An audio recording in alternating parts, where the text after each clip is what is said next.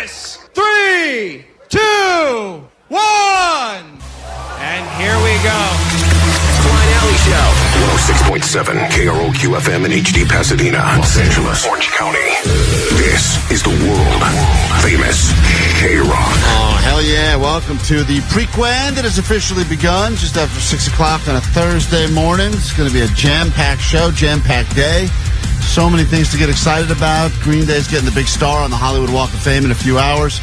Actually, driving here this morning, wanted to drive by. I saw exactly where it's going to be. They got cones on it, blocking it off. So wow, you did like a side mission to go check it out? Did a little drive-by. Well, sometimes I cut down Hollywood Boulevard if I'm in the mood. Sometimes I go to Sunset. And sometimes I just ride Highland all the way down. Try to avoid Officer Simmons. Highland. Highland. It's the cause of everyone's problems and the solution. So they're blocking it all off already? Oh, yeah. Well, they haven't blocked off the full street yet, but the actual star is already in the sidewalk where it's going to be. Oh, cool. But they've got it all covered up with cones and stuff because they don't want people to spray paint it or poop on it or whatever before they dedicate it to Green Day. That'll be happening later this morning around 11 o'clock. We're going to be out there. And the good news, I would say even maybe the better news, is that Green Day, some members of Green Day will be joining us this morning here on KROQ. Snap, Crackle, or Pop? It's going to be Pop, probably, because, you know, they are the greatest trio since Snap, Crackle, and Pop. That's correct. I've heard them say that before. I can't believe you're putting him last. Yeah, I mean, he's in the pop category? I know some people are in a bad mood today because the Lakers totally blew it, and another one of them years. Johnny was right, though. Lakers in 5. Johnny was right. Lakers went down in 5 exactly. That's what it took for the Lakers to go out. So his video that he shot at Coachella that he claimed was not a mush turned out to be the nail in the coffin for the Lakers. We should repost it.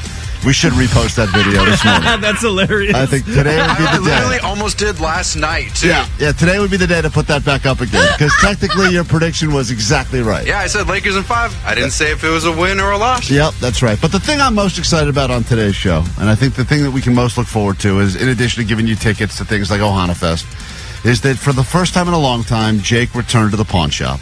And now that now that he's thin and skinny, he decided he was going to try to pawn off all of his fat guy stuff. Did he hit on Mama? Oh, listen, let me say something. The things you can do now when you're skinny. I don't want to give away what happened to the pawn shop, but he and Mama got into a pretty big fight. Really? Their first fight? Their first fight. And it started so nice. Here's just a tease. We can look forward to this later, but Jake does return to the pawn shop this morning. What the hell is that? Is it a hot dog? So let me just say, are you showing him your hot dog? It got real weird, real quick.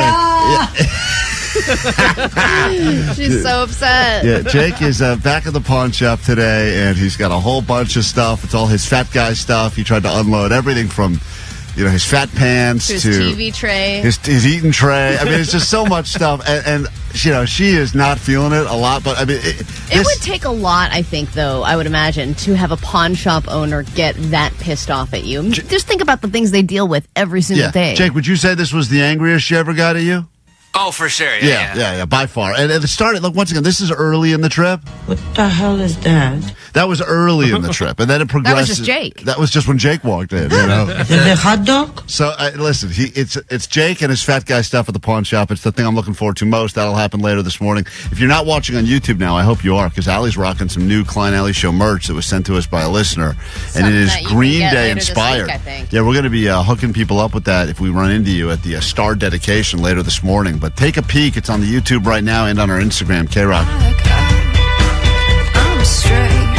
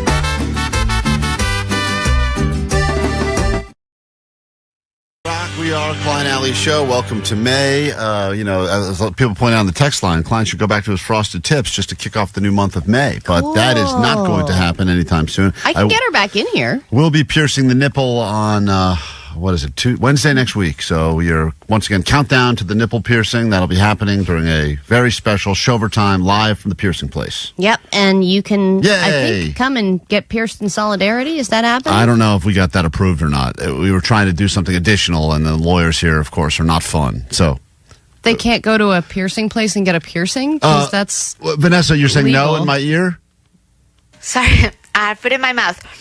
What is going on in that room? Hold on, How hold do on, you guys hold on. warm up for the show? It's really With interesting. food. It's We funny. warm up with some snacks. Both Johnny and Vanessa are already eating. Mowing down. Grubbing. It's And like... It's Two 6:11. feet is right on her I've been mouth. up for 2 hours. Yeah, but I'm saying it's interesting because, you're here like an hour before that. You'd think there'd be a lot of times to eat, not when we're actually on the air. No, she's busy before we get on the air. Once we're on the air, she can chill, right? Just kick back and I don't eat. chill. I like chew and watch and look and search.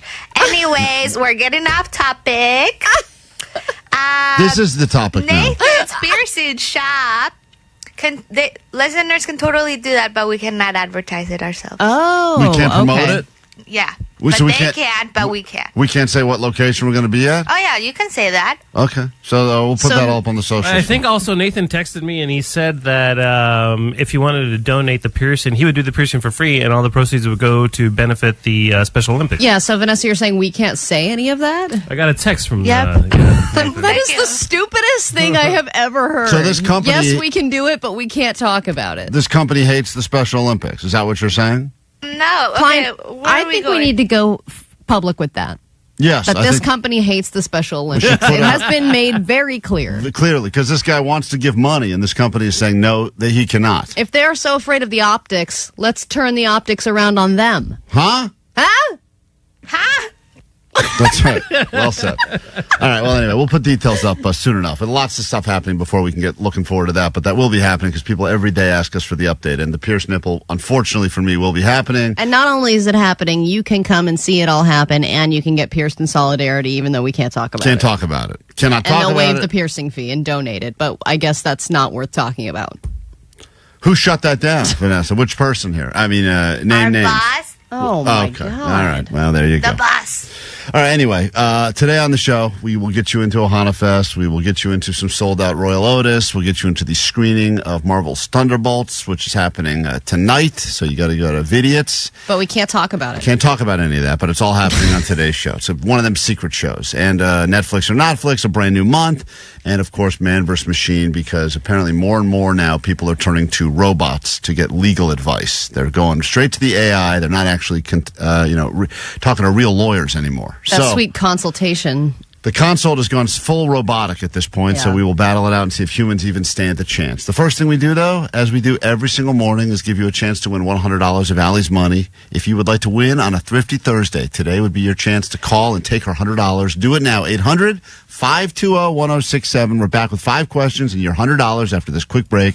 Here's the lineup for the 3-day Ohana Fest at Doheny State Beach. Ohana Festival founder Eddie Vedder making the call on this one himself. Are you ready, Ohana? Listen to KROQ at 9 noon, 3 and 6 to win 3-day passes to Ohana Fest, September 26th to 28th, Doheny State Beach, featuring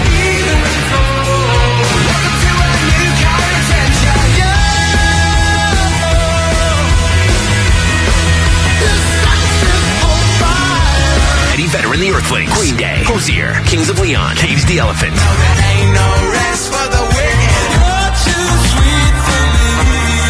Garbage, Wet Leg, and more.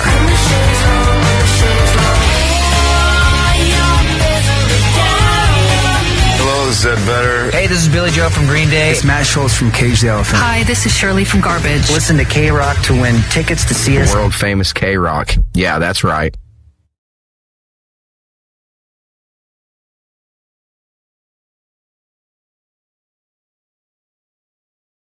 That is a bad idea, guys. I'm telling you that right now. Good morning. It's KROQ. It's Klein Alley Show. I got the whole family in here today because it's spring break. My wife's out of town. And babysitters don't exist. Babysitters fell through, so here we are. They've now. all quit. They've all quit. Most of them have quit. So I got my dog in here. I got the kids in here now. And hasn't this been... Johnny and Vanessa are subbing as dog sitters and kids. I think technically my kids are babysitting Johnny, to be fair. Yeah, that's true. And then they've never even heard the intro, the great intro Omar put together about how my kids hate me. Girls, you having fun today at the radio station? Yeah. Yeah? Is Johnny, do you think you're smarter than Johnny or no? I'm way smarter than Johnny, 100%. Yeah. Google Plugs. I don't know what that means. They're doing shout-outs? All right, shout out! All right. Johnny is dumb. Okay, Johnny is a dumb head. All right, let's I remember Dad, the stupid man. All right, great. Thank you. You made another stupid man? Yeah. Girls, we don't need to talk about all of the... I know you've said some mean things about the people at work. I think Johnny's going to go to HR after this. And Vanessa's Vanessa's a what? I want to know. I don't want to know. I want to know that. That'd be nice. No. Vanessa's a penis head. All right. Yeah. Olivia, guys. Olivia, I braided your She said penis head. Penis head. Guys, calm down. There's a song. Omar, do you hear the intro? Omar made I this. have it here. Girls, I have listen. it studied by, yeah. Omar made this song for you. I want you to hear this. And you can confirm or deny for once and for all that this is not true. Listen to this. Okay, go ahead. Klein's kids hate him. Shut up. Klein's kids hate him. Klein's kids hate him because he's a bad dad. It's not okay. I'll kiss you, bro. Klein's kids hate him. That boy. Klein's kids hate him. Yeah. Klein's kids hate him because he's a bad dad. What? I want this on your radio. I do not want to do the same on your radio. You are crazy, Dad. All right. Girls, what do you think of your intro? Do you like the song that you guys are a part of? I hate it. Okay. I hate it. All right, good. Thank you. But you love me, right? You love me? Yes. Thank you. Thank you. No, I do not. Okay, hold on a second. Now you're trying to get. Now she's just trying to be So, sensational. Klein, your dad has been taking care of you guys a little bit more lately because your mom's been out of town. And how does your daddy do when it's just the three of you? He's a mean head. No, come on. See now, can you be an answer? Good. Thank you, Sienna, for telling the truth. You hear that, CPS? No one. CPS, don't listen to this. Sometimes he's good. Stop it. What is the best thing that your dad has? What is the you. best thing your dad has done for you in your during your spring break? I don't know. Nothing. Okay, great. It's like they're trying to get a reaction. Hey, what do you think your dad does for a living? What do you I think? don't know. Well, we're doing it right now. He probably goes poop a lot. That is Okay. hilarious. Great. Crushing it. Does cold plunge. Yes, he does do Yeah. cold plunging. He does Pilates. Okay. Wow. Yeah. That's Pilates? Yay. You do Pilates? Hey, girls, What other what did you guys... embarrassing Oh, things do you want to share? can we stop doing this? What did you guys think when Daddy came home and his tips were dyed bleached? When blonde? my hair was blonde, what did He you was say? stupid. Thank you. Great. All right.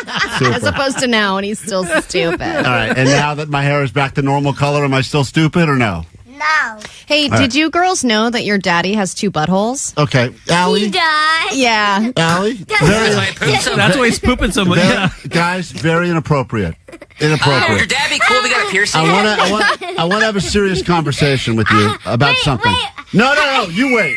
I want to have a serious conversation with you now.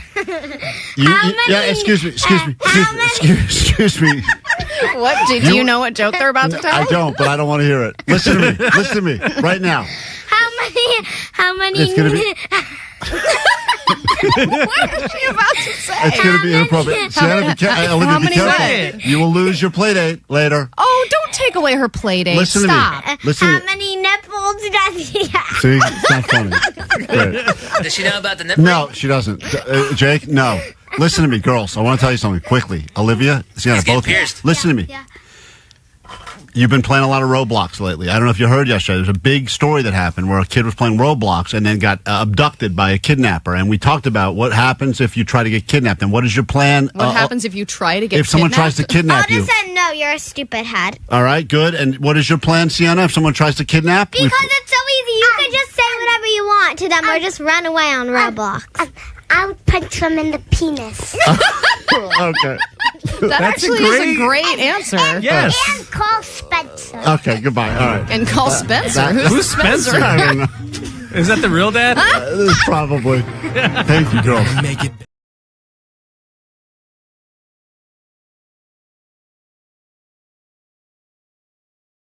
Going on in the news, maybe a Lakers question, maybe a question as to which band that we play on KROQ is getting a star this afternoon on the Hollywood Walk of Fame. And here's a clue. Do you have that?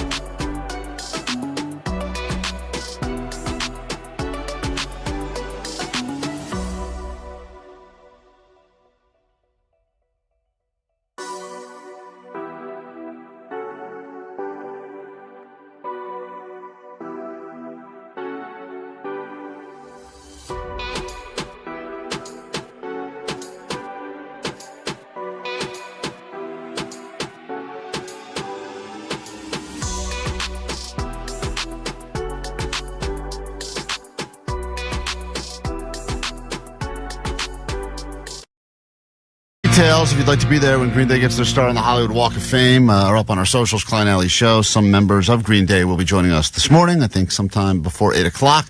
So we'll figure out what the vibe is like before they head over to Hollywood to get that star. And we will be out there as well. And if you want to check it out, we had a listener. What was his name, Vanessa? I want to give this guy credit. We got a big box of shirts. As you know, this company... Emmanuel Torres. Shout out. Manuel Torres put together these great shirts. Very good quality shirts. Yeah, strong Klein Alley Show, Green Day inspired shirts, and even on the inside where the tag is, right, there's like some Easter eggs in there, some quotes from the show. Really incredible stuff. So thank you for doing that. Always appreciate anyone who helps us to hashtag grow the show. The lawyers said we can't promote those because it's copyright infringement. Yeah, whatever. The lawyers can suck it. But Klein Alley Show, American Idiots on 106.7 FM, and beautifully done. Well done. Thank you. Greatly appreciate it. We'll be handing some of those out at the star dedication, because I know what Green Day fans really want. Look-alike merch that has a completely different radio show promoted on them. Hey, this is a Green Day someone's going to get so disappointed when they get home and actually put it on and be like, wait a minute. Let's say hi to Barbara. Give her a shot at $100 of Allie's money. Good morning, Barbara. Good morning, Klein and Allie. You feeling smart? Yeah, for Great. sure. We got 5 questions here. Standing between you and $100 of Allie's money to win her money on a Thursday is the greatest day of the week because she is the cheapest on Thursdays, Thrifty Thursday. I would say it's tough to beat a Barbara, too. They know their stuff. They usually do know their stuff. Barbara's, you don't want to deal with Barbara, especially if you're a manager or if you're battling her and Allie knows the news. Some theme songs here on the GOAT line. She's the master of mushy and likes to show off her tushy. Let's find out if Allie knows the news. Beautiful. Rock them panty lines. Yeah. All right, let's get into the game right now. 5 questions, $100. And here we... Oh, hold on. Let me wait till Allie leaves. She's taking her sweet-ass time today. Let's get her out of here. And here we go. Allie knows the news. All right, Barbara, question number 1. Arrests at these festivals were up double digits from last year. Which festivals had a big spike in arrests this year? Coachella. I'm looking for one other one, but I will accept that as at least Coachella and Stagecoach. All right, speaking of Coachella and Stagecoach has revealed that they sold more what in one day than Coachella did combined? Beer. Go to question number 3. The Lakers are in the news for what reason today? We are out of the playoffs. Question 4. Nike is selling a new pair of Air Force Ones that have something that is a little off about them. What is it that is off about the new Air Force Ones that will be available to purchase? The color? I don't know. Oh, shoot. I said, my bad. Don't say that word. Hold on. She said a word that we're not allowed to say on the radio. But yes, do you believe the color is off on the new shoes? Yeah, the color. Okay. And finally, Starbucks is opening their first ever drive-thru in the U.S. that was completely made by what? Completely made by robots? Robots. Great guess. Let's bring Allie in. We'll score it together, see how you did. 5 questions, $100 every morning around this time. Some of what's going on in the news, not everything. We'll cover the rest of it, I'm sure, when Allie does the ADD News later this morning. Here we go. Allie, question 1. Arrests at these festivals were up double digits from last year. A big spike, 16.5% to be more accurate. At what festivals? Coachella and Stagecoach? That is correct. She got that as well. More arrests than in previous years. And speaking of those festivals, because all the details are now coming out in the aftermath, more of this was sold in one day at Stagecoach than at all of Coachella combined. Cocaine? Cocaine. Great guess. That is incorrect. She said beer. The correct answer is alcohol in general. Oh, alcohol wow. sales. People were drinking more than ever? One day Stagecoach alcohol sales bigger than all of Coachella, supposedly. And she said beer. I'm going to give her the point. Damn. I'm going to say she's up 1 on you as we head to question number 3. Score is 2-1 in favor of Barbara on the phone. Question 3. Lakers are in the news this morning. For what reason? They're out of the playoffs. Yeah, that is a terrible way to go out. No one expected it. Oh, my gosh, you loser. Vanessa, no need to mock the Lakers at this point. They're already feeling bad enough, I'm sure. I would have thought with Bronny James on the team there was no stopping the Lakers, but apparently there is. And now Allie got that right. Also, Barb got that right. So she's still up 1 with 2 questions left. Question number 4. Nike is selling a new pair of Air Force Ones that have something off about them. What is it? They're dirty and have scuffs. They are pre-dirty Air Force Ones. In fact, if you have Air Force Ones you've had for a few years, you probably have this exact pair, although you can buy a, quote, new pair that has been pre-scuffed and dirty for you. Allie gets the point. Barb did not. And now it's tied up with 1 question left. All the excitement of a Lakers playoff series comes down to this. Allie in 5. Don't say that. You'll mush yourself. Starbucks is opening their first drive-thru in the U.S. that was made entirely by what? 3D printer? Okay, she said robots, which was a great guess. The correct answer is 3D printing. Yeah. Allie kind of gets it more specific. Technically, 3D printing is a form of robots, but in this particular case, either it's a tie or Allie takes you down by 1. Barbara, I appreciate the effort. Unfortunately, what must you shamefully admit over the airwaves for KROQ? Go ahead. 3D printers are definitely robots. Allie knows the news. There we and go. I'm Barbara, and I don't. That's right. You did okay, though. Don't beat yourself up too much, minus the F word you dropped on the radio. Oh, did that happen? Sure did. You don't expect that from a Barbara. Yeah, but Barbara's come out of left field sometimes, Klein. When barbers drop an F word, they drop it strong. Especially a barber in Vegas. Watch out. We got lots to get into this morning on the show. Man, people are checking out this fit you got on the YouTube right now, and they're saying, I demand one of those shirts immediately. We'll give a few away during the show today. The rest we'll give out in Hollywood this afternoon.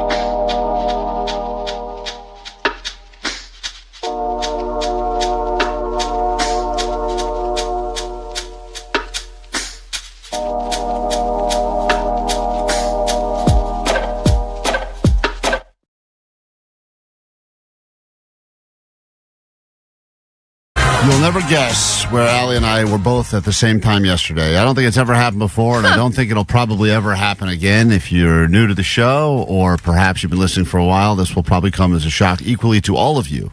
The only time we are in the same room is now. And usually there is no common ground with our personal lives. Right, our personal life. I mean, we were friendly. We talk on a semi-regular basis, but rarely because we spend just so many hours together every single week. Do we want to see each other's faces ever? Long hours. that very rare that in the, after hours, weekends that we would cross paths unless we're doing something for the show. In particular, like this weekend, we're doing something Friday afternoon and doing something today after the show. So it's a lot of time with each other. It's a lot of each other. And I don't wish that on anyone. No. But yesterday, because I have officially now quit the gym that I was going to, and Allie is, I don't know why you were there, but Allie and I crossed paths in the gym here in the building, which is, I don't know why you were there. You were more of a surprise being there than me. The funniest part about it is I was, after I got done with it, I said to Vanessa, have you seen Allie? And she said, she's at the gym. And I said, I don't think she is. There was only one other person there. And they were like huffing and puffing on the treadmill the whole time.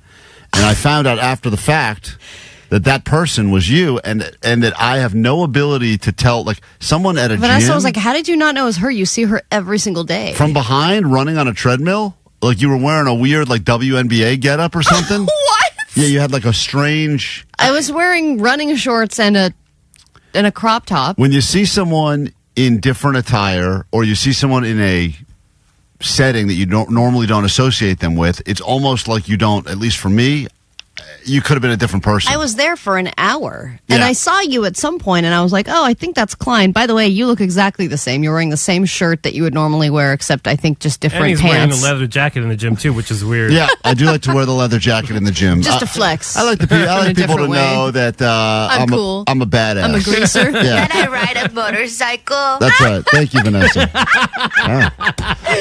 Someone's got some confidence in the back room today. I know, can't stop. You know what happened? What happened is, so I don't even notice that Allie's there, and then I say to her, I only saw one other person there, and they were like really going after it on the treadmill. She's like, I was doing poor treadmill. Guys, I was doing a casual jog at the end of my workout. I just did a 10-minute run at the end. I wasn't huffing and puffing. She says, but you were gone already. When I walked out, I was like, I swear you were only there for like 20 minutes. 20 minutes. That's right. Anything more than that is unnecessary. That's not true. I'm sure any personal trainer would tell you otherwise. Yeah, they're wrong.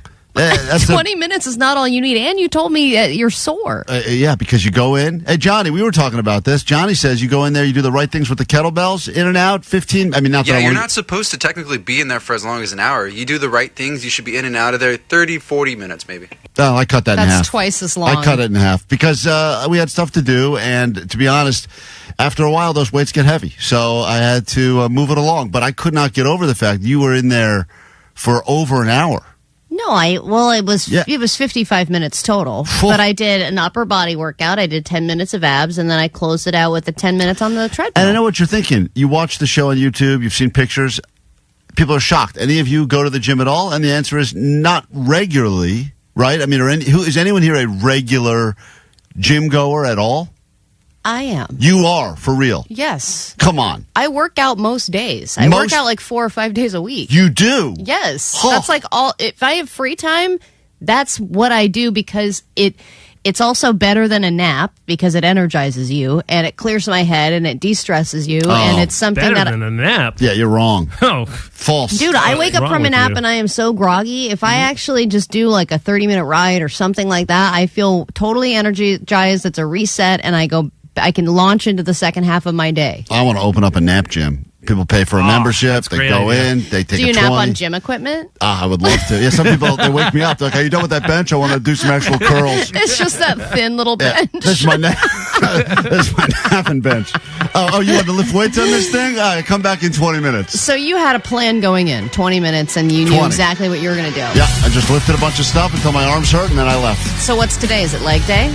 No, today I'm going to skip again, and I'll go back in a month. 20 more minutes next Great month. routine. I covered my month of May already, so that's that. It's KROQ, we are Klein Alley Show.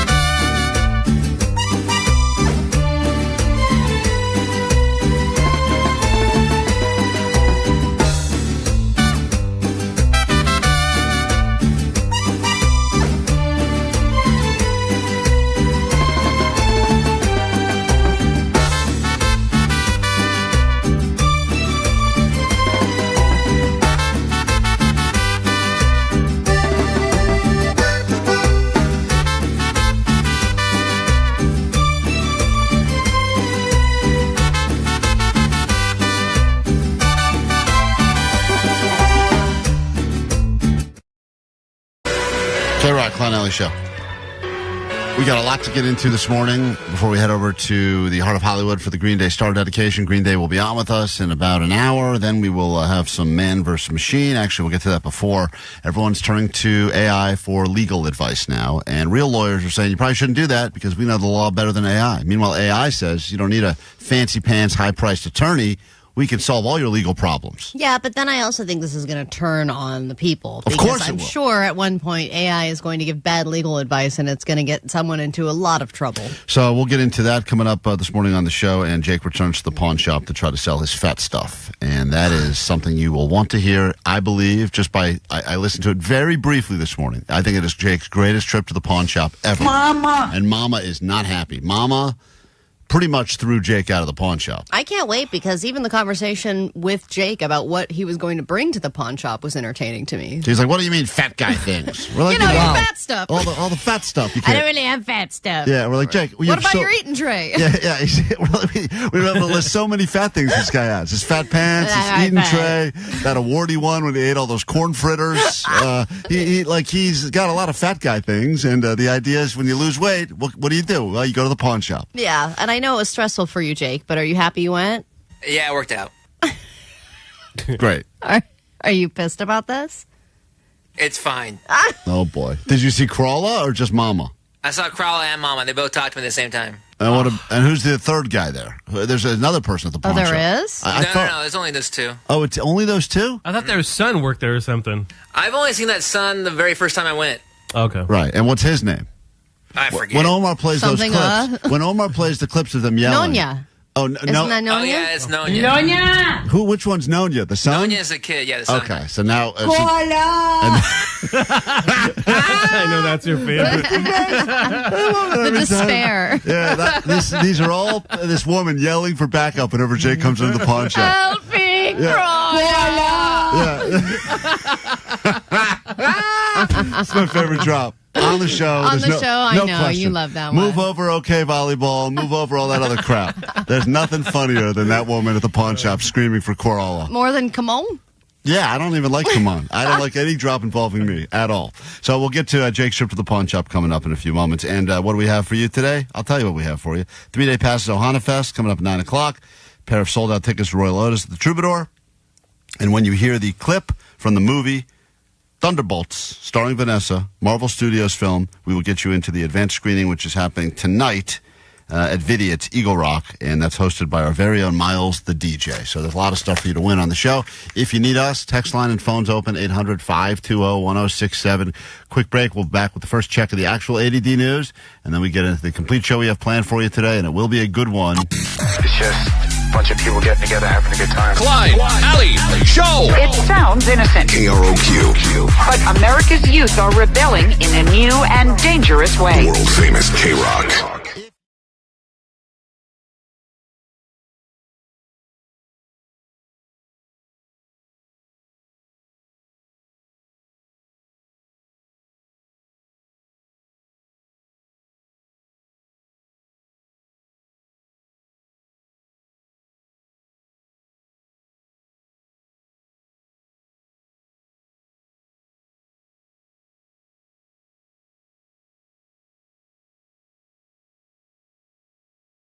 .23andMe, maybe you've heard the big story. They've officially filed for bankruptcy after apparently having some data breaches. And if you've ever spit into a tube or swabbed the inside of your mouth and sent it to see what your DNA was, you perhaps now have your information available for sale for the highest bidder. And I know what you're thinking. Well, what are they going to do with it? They're going to learn a little bit about you.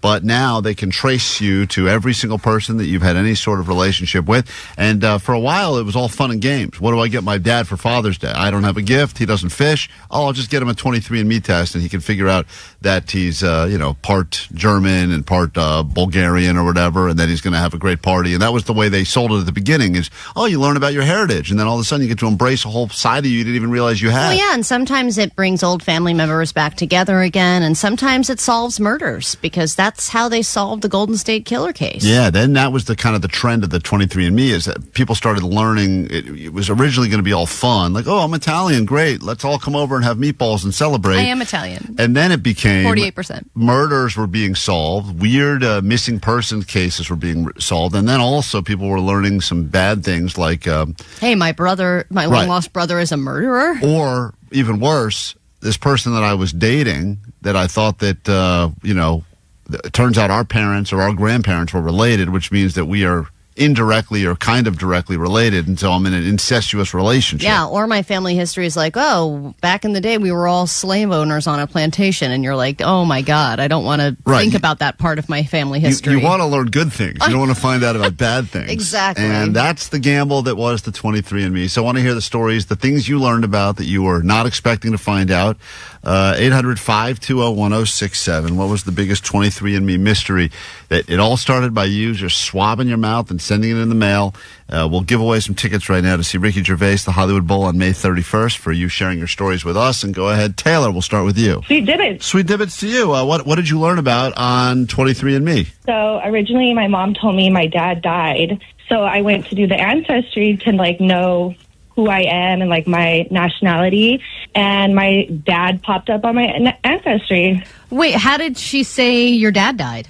Well, growing up, I already had a stepdad, and so I asked her when I was 23, who's my dad? And she's like, oh, he committed suicide when you were young. Whoa. And so I just went with that, and then when I did ancestry, I actually got matched with a whole family with a whole last name that I never even heard of.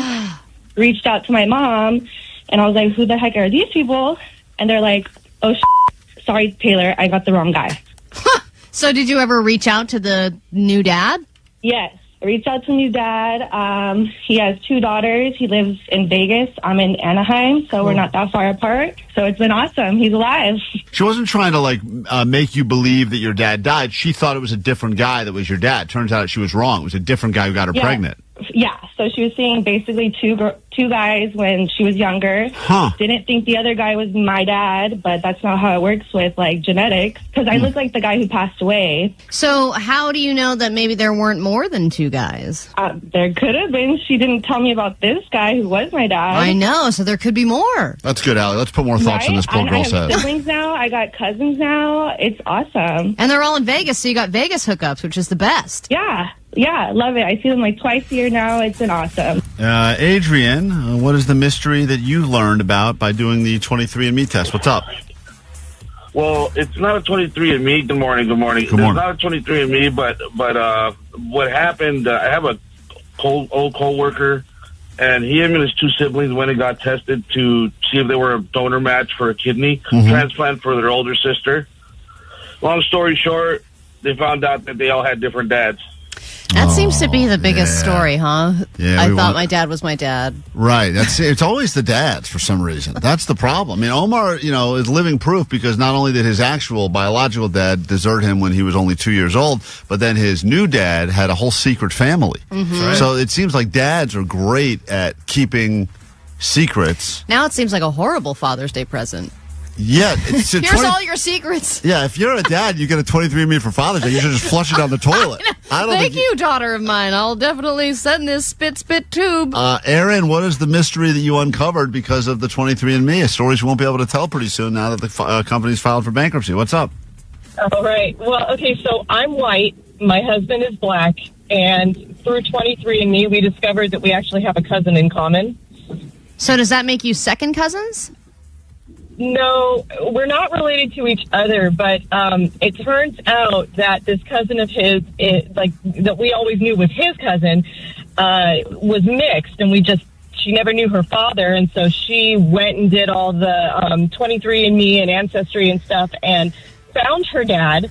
And then a few years later, my husband's son and I all did 23andMe because we thought it would be fun. Mm-hmm. And so this cousin, when we were looking at relatives in common between my son and this cousin of my husband, several of my relatives came up, and we realized that she was actually half Ashkenazi Jew. I'm related to her through her father, and he's related to her through her mother. So would you rather not have known any of this? Of course. You don't want to find out the guy you're married to. You guys have a cousin in common, because even though technically she's made the argument we're not related, it's close enough. It was pretty wild, and having sex with cousins is wild. Allie knows. Allie slept with her cousin, and also I didn't need 23andMe to sanction that. I don't know if you're watching White Lotus these days, but incest is all the rage. It's trending in a big way. So you're a trendsetter, Aaron. Congratulations. It's trending in a big way. Incest is back, baby. 2025 is the year of incest, everybody. Get it! All right, pull that clip. Renee, go ahead. You're on KROQ. What's up?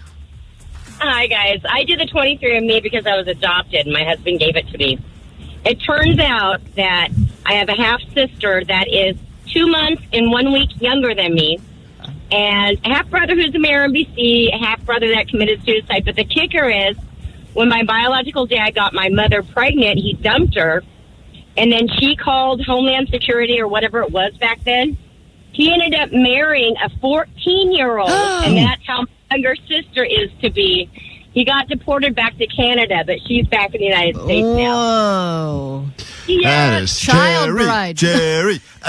These stories are so wild. Stuff. If you think about this, once again, the idea, if you remember the original commercials, it was all just like, it was like a guy who took the test, and then he realized he was French, and he went out and bought a beret, and he ate a baguette, and he's like, hey, I can finally live my true life. I know, those commercials are not accurate. Yeah, you're not seeing the commercial it should have been, which is this woman discovers she's got a 14-year-old mother or something, whatever that story was. Yes, my father was someone I didn't know and got a 14-year-old girl pregnant. Oh, man. Allie, every single line here, it's like all... I wonder if anyone learned a good thing. I guess that first woman we talked to that found out she had relatives in Vegas and her dad's not actually dead, that's, I guess, a good story. I think the best thing that can come out from it is like, my great-great-grandfather was on the Mayflower. Yeah, maybe. Stuff like that, like they were a part of history. Yeah, unfortunately, we're not getting a lot of that. Luna, maybe this is a good story. Luna, do you have a good story you learned from 23andMe? Yeah, well, we learned about it through my cousin, and he got in touch with a half-sibling. He told his, who was about my brother's age. My brother is like 35, and at that time, she was maybe like 27. So ended up happening. He told his dad. Dad's like, "Oh well, you can't like tell anybody because it's going to like ruin the family." My cousin ended up telling my brother. My brother ended up doing a 23andMe test. Everything exploded to he was cheating throughout his entire marriage for 36 years. Oh my God, 36 years of infidelity. You got to respect that. Did you say this was a happy ending? No, I think she's back. We finally found a happy ending. This is from Stephanie. Yes, you have a happy ending? No, not really. I don't think so. So my dad is German, and I've always asked him about his side of the family, and he's just always like been sketchy about it. So one day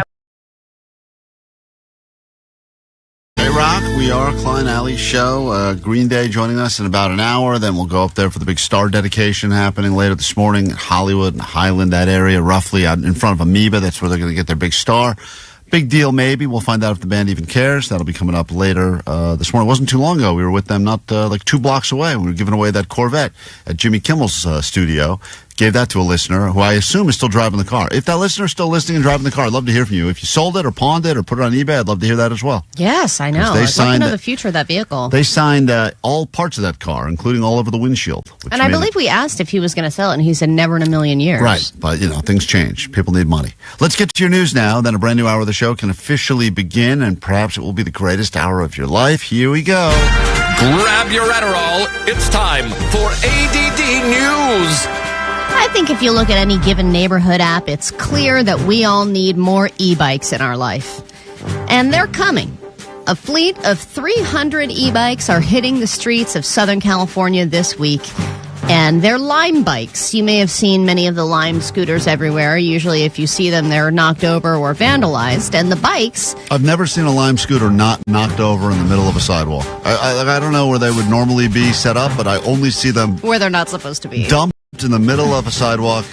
Which is funny because if you've ever used one, when you park it, you're supposed to take a picture of your parking job and submit it to them to show you that you have properly parked it. So either they're all being knocked over anyways, like after the fact, or people truly don't care. And Lime is like, well, whatever, we want them to keep riding the scooters. but they are now expanding with the bikes, and they have a super cool lime green basket at the front. And that's what you think when you think of cool e-bikes. They are putting these in to help with traffic congestion and also to prepare for the World Cup, the Super Bowl, the Olympics, all coming up in the next few years. And I would say the best approach is just release these things like the week of the event and then take them away right after the event. Don't release them now. No, they want to get the kinks out, but the reality is between the now... kinks are going to be... Right. Every single one of these is going to be defiled, stolen, violated in every way possible. Those things are going to be disgusting by the time these events come around. By the time the Olympics are here, those bikes will be covered in Sharpie dongs. People are going to draw Sharpie dongs all over all your e-bikes. Or spray painted and being sold on OfferUp. Yeah, you got that. Yeah, I've watched people, pick these things apart. I watched people pull them over and unscrew them. Remember when the scooters first hit LA? There was like trucks full of these things because everyone was just picking them up off the street and stealing them, and then you can hack into the system and make them your own. Yeah, but it was e-scooter. I think it was a good side business that some people were able to do, where if you basically go around and collect all the, because a lot of people just. It was like the shopping cart regulars. Right. They ride them until they're out of charge, and then they just dump them. And so there was a job where you could drive around and pick them up, charge them up, bring them back, and then you got paid. So that was like a side hustle people were doing for a bit. Yeah, so maybe that'll happen with this. All right, 2/3 of people believe that aliens exist. 1/3 of people... Omar's cousin saw one in Mexico. That's true. I sent you the video, We guys. saw a video. That's from Omar's cousin. Omar's cousin is tapped into the Mexican government. That was a legitimate 100... I didn't believe until I saw that video from Omar's cousin. And then I said, that is was real. the ones that they had in the courtroom where they were showing pictures of them? They're and really stuff? tiny. Those are the tiny little aliens. And I was sure they were real. All right, 2/3 of people believe aliens exist. 1/3 of people believe aliens exist and have visited Earth. But how many people believe that aliens exist, have visited Earth, and have killed people? Oh, 100%. Really? Why wouldn't they? Well, I think some people think, well, if they're going to visit, maybe they're just checking things out, you're collecting data, maybe they have the occasional butt probe, but they don't want to kill us all. Nah, but they got to bring some bodies back to see what we're made of. Well, there's at least one person that agrees with you, and he's a former government scientist who claims that there are documented cases of aliens killing people, and this guy is not just a random quack. His name is Jacques Vallée. He worked on the U.S. Air Force's Project Blue Book and was the inspiration for the scientist in the movie Close Encounters of the Third Kind. And here is just one thing that he said about some of the things he discovered while he was employed. So I can tell you that in my files, some of which I contributed to the database, there are at least half a dozen well-documented cases where the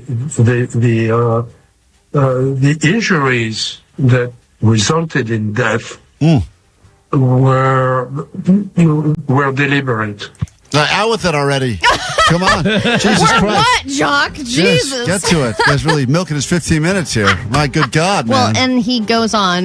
You don't have to listen to the rest of I this. bet he does. But He goes on for one more word. a lot of it was cases of a UFO deliberately hurting somebody. Yes. Or at least causing bad injuries. There are hundreds of cases of this, but he also eventually says that we can't disclose any of this to the general public because it would create complete chaos. So we probably will never know and believe truly as a society that this is true. No. Until I hear from Tom DeLonge, I won't 100% believe it's true. Or another older French guy. Right. Or Omar's other cousin. That's right. That's the only people, when it's alien stuff, it's all I want. Is Omar's cousin in Mexico, Tom DeLonge, or an old French guy. All right, we've already talked about how often we work out. Klein, how often do you read to your children? Very separate study. I saw this story. I'm so glad you're reporting on this because I feel like such a terrible person for admitting this. And I know Omar's going to say that I'm wrong and this is wrong. No, Katie says this too. I absolutely despise reading to my children. They don't like it. I don't like it. The books are so wordy. They're now past. Some of them are very wordy and use really long words too. That I'm like, the kid doesn't know what this means. They only pick books now that are, because they know how much I truly hate it, that now they will only pick books that have a lot of words. There was a while where I could just point to pictures, A, B, C, C's for cat, let's go to D, D's for dog, great. I know the book is like those like cardboard pages that are all thick. Once they started moving to real books and stuff with words and paragraphs, and then... The ones that are like, jump into reading, and you're like, let's not. And the worst part about this is that for a while they couldn't read, so I would just go, there'd be a ton of words, but I would just go, anyway, the princess lived on the cloud. I'd flip the page. Yeah, you can skip paragraphs. They won't know. Now they know. They call me out. That doesn't say that. I go, God damn it. It's the worst. Do you read every night, though? Well, the school, this is the worst part. So that's the thing, is they put a lot of emphasis on the importance of reading, and if you read to your child daily, it is extremely good for their it's a terrible ability. It's fun, it's a terrible thing. I find it fun. The school wants me to read for 15 minutes, and then they want them to read for 15 minutes. Oh, yeah. And that's multiply that by 2 kids. Well, less than half of parents find it fun to read aloud to their child. It's not fun. Yeah, only 40% of parents with children aged 0 to 13 agreed that reading books to my child is fun for me. And has shown a steep decline in the number of parents who do read to their kids, because it's 41% now, and it used to be like 64%. So it just keeps going down, down, down. I try to flip instead of 1 page at a time, like 3 at a time, and then the story just makes no sense. I do it every single night because Katie is like, I refuse to do this. Yeah. I hate it. I'm not good at it. He wants me to do voices. I'm not going to do voices. I got to do voices. And I'm like, well, hello, it's Goofy Jesus here. Well, let's go to space. That's right. Can't wait till your kid tells you to shut up. That's a great moment. That'll be a great moment. All right, we'll get into a brand new hour of the show. The second this one is done from my cam, it'll be a great hour, complete with prizes, tickets, and all sorts of joy and merriment here on KROQ.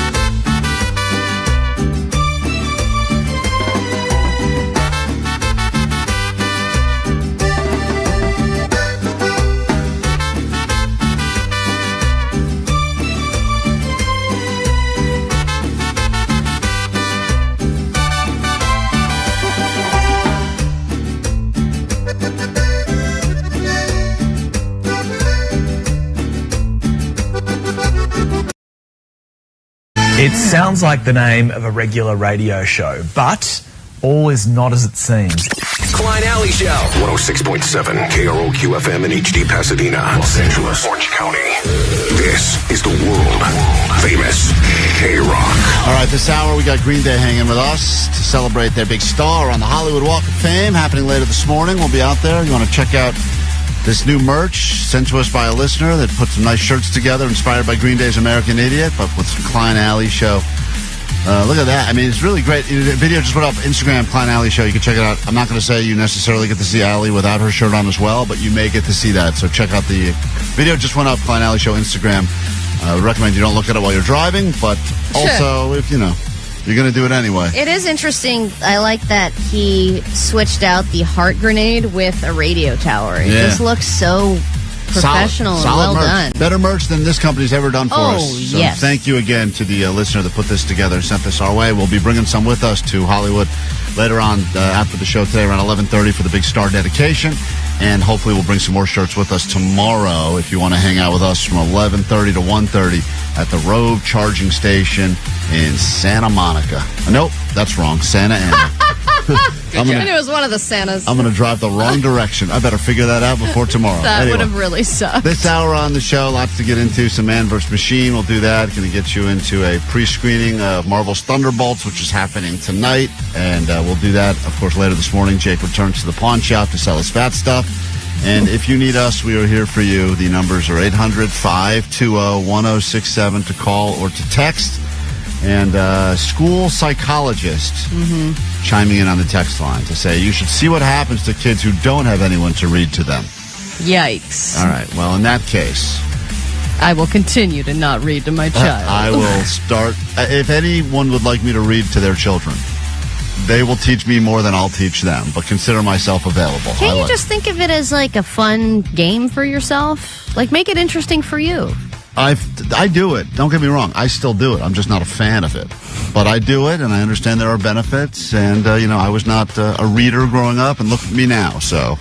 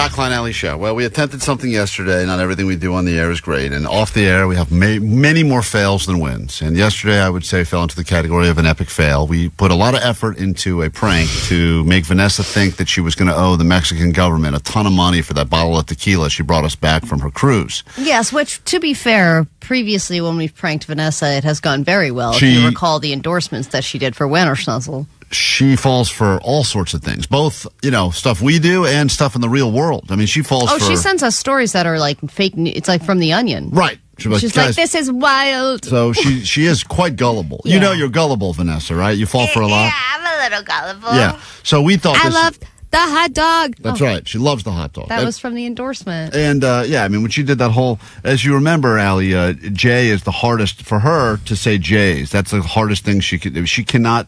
She has a really hard time with the letter J. Well, she told us that that's her toughest sound.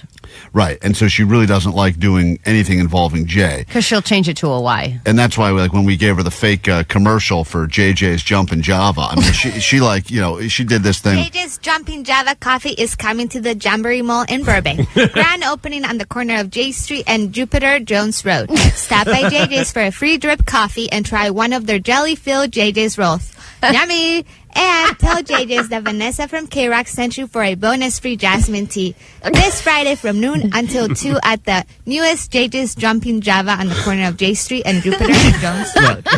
And that was the edited one, but that took her hours to do. Hours. Because she gets exhausted by the end. She's just given up. So when we decided to write up this letter from the Mexican government to say that she owed a ridiculous amount of money for tariffs for bringing back that bottle of tequila, we thought she'd fall for it. This was yesterday, just some of it as we had behind the scenes. Well, we printed out the paper. You had written it, then got it translated to Spanish. We presented it to Nicole Alvarez, and she bought it.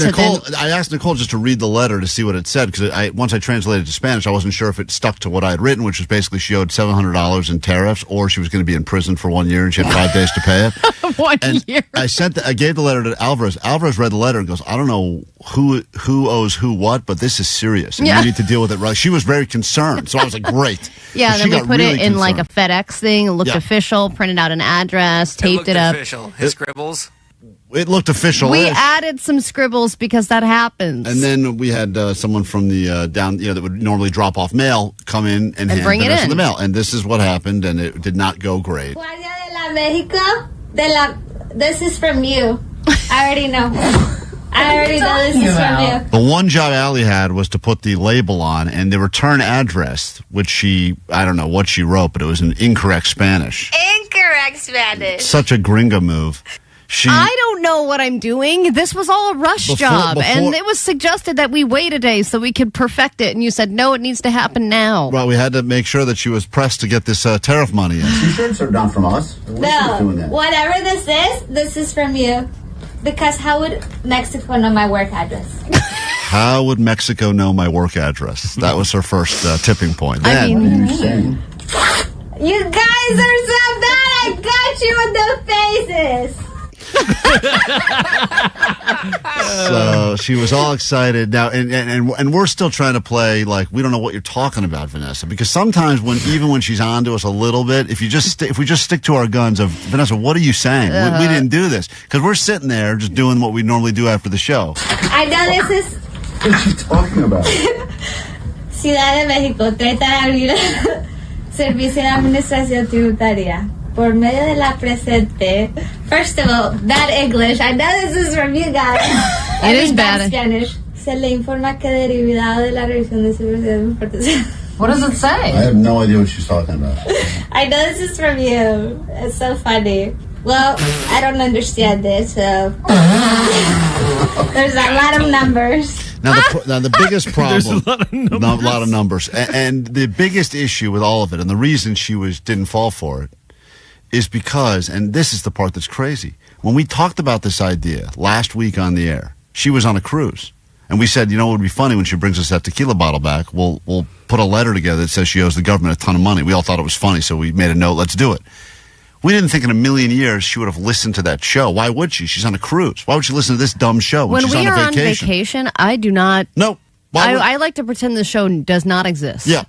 And Vanessa basically told us the reason she knew it was us is because she heard us on the air talking about doing this prank. And that she got caught up on the entire show when she got back so that she could be prepared. Yeah. And you yelled I was at me. being a good producer, preparing to see what I missed. So when I came back, I was ready to go. Wow. So That's right. That's dedication. So that's in our faces because apparently She got us in our faces. She got us right in our faces.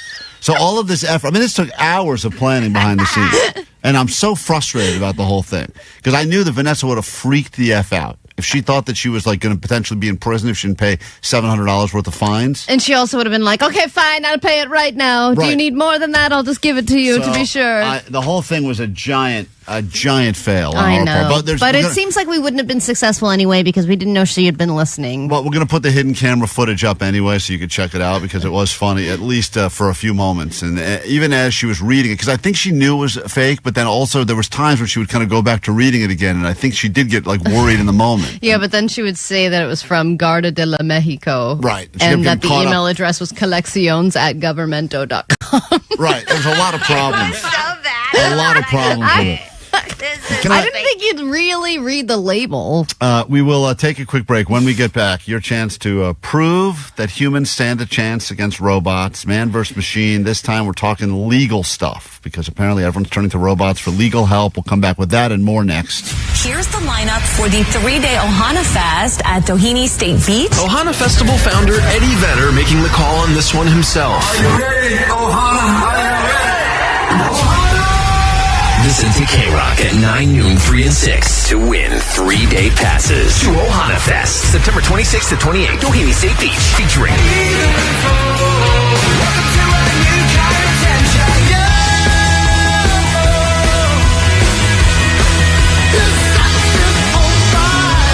Eddie Vedder and the Earthlings, Green Day, Hosier, Kings of Leon, Cage the Elephant,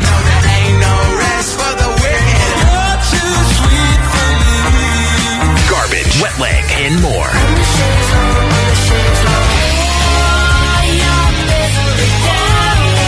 Hello, is that better? Hey, this is Billy Joe from Green Day. It's Matt Schultz from Cage the Elephant. Hi, this is Shirley from Garbage. Listen to K-Rock to win tickets to see us. World Famous KROQ. Yeah, that's right. Grocery outlet is...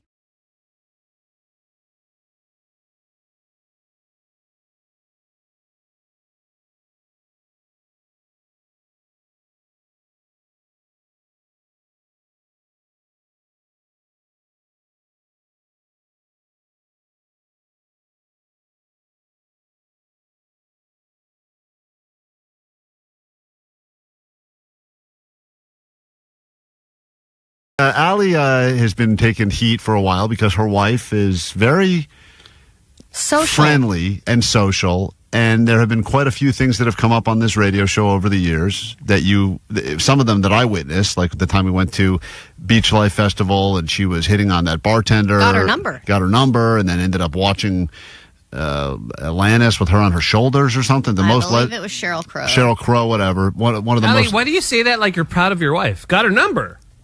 She is proud of her. Because my wife loves me and she is a very unique person that people want to talk to and want to know. And I'm proud of that about my wife. Yes, there are times where if she's just drinking with my friend and they happen to be topless, I have questions. But overall, I think she is an incredibly loyal, special person, and that's why people flock to her. That's why she's the Riz Master, as Johnny would call her. Right, but there's also you know, a lot of those people, like, I don't know who that yoga guy is who had that brothel of women. I forget his name, but... Bikram, yeah. That guy, had the same quality. Everybody wanted to get to know him, and look how that dude turned out. And that's kind of what my wife is doing. She does Bikram yoga. Oh, no. Yeah, she practices his... She's a new Bikram. And she stays late with the yoga teacher. And she they does do private lessons, privates. Yes, and she has Private gotten lessons and private parts they do.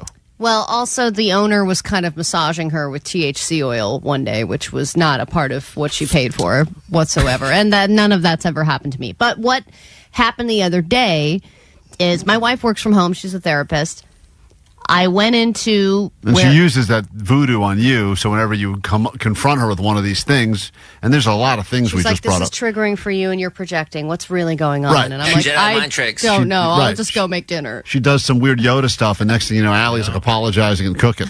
It's like crazy. I don't know how she does it, but I got to start getting into this therapy thing on the other side because you learned some weird hypnotism or something. So I went into the room to grab something, and I noticed her computer is set up where she works, and sitting to the side of her computer is her wedding ring. Both the wedding ring and the wedding band. And I'm going, wow, she just finished with a client. She obviously took the wedding ring off for the session for some reason. Why would she have her wedding ring off? Wouldn't you ask questions if your wife took her wedding ring off at all? I know some people take it off if they have construction jobs or whatever. Maybe there's some reason why they don't have it at work or whatever. My wife is not one of those people. She's literally sitting in a chair. Why would she be taking off her wedding ring for any reason? Well, I would not even notice if really? my wife wasn't wearing it. Yeah, I would not guys notice. don't notice. I feel the same about wedding rings that I do about manicures. Never noticed one ever. They get done all the time. I wouldn't notice if my wife came home missing all of her fingers. Wouldn't notice. Wouldn't notice. As long as her mouth worked. And she says, and she'll say to me things like, "Did you notice I got fingers? I got a manicure today," and I'll say, "Nope, didn't even know you had hands." So would it bother you though if you did notice? I It don't would actually definitely know. bother you. I don't even really know if she wears the wedding ring or not wear I think it's all about if it goes with the outfit or something. What? Yeah, I think she has other rings on that aren't mine. Maybe she's married to other people. I don't know about. That doesn't bother you that then she's walking around and people don't know she's married? Listen, I know. First of all, I don't think wearing a wedding ring or not wearing a wedding ring matters at all anymore because I think that sometimes people wear fake ones so they think they'll get hit on less, and I just don't think people care. I don't think anyone respects the ring regardless. No, I think they do, dude. I think you're wrong. I agree. You think people now? Oh, yeah, dude. I've been in situations where I've been in, talking or whatever, and then they notice the ring, and then they back off. Yeah, women notice. Guys don't notice. Yeah, I don't think guys don't care. Maybe that's what it is. Guys don't care. Girls care. Right. They say, like, hey, is that wedding ring real? And then... So I decided to ask her about it because you guys are always in my head now about this stuff.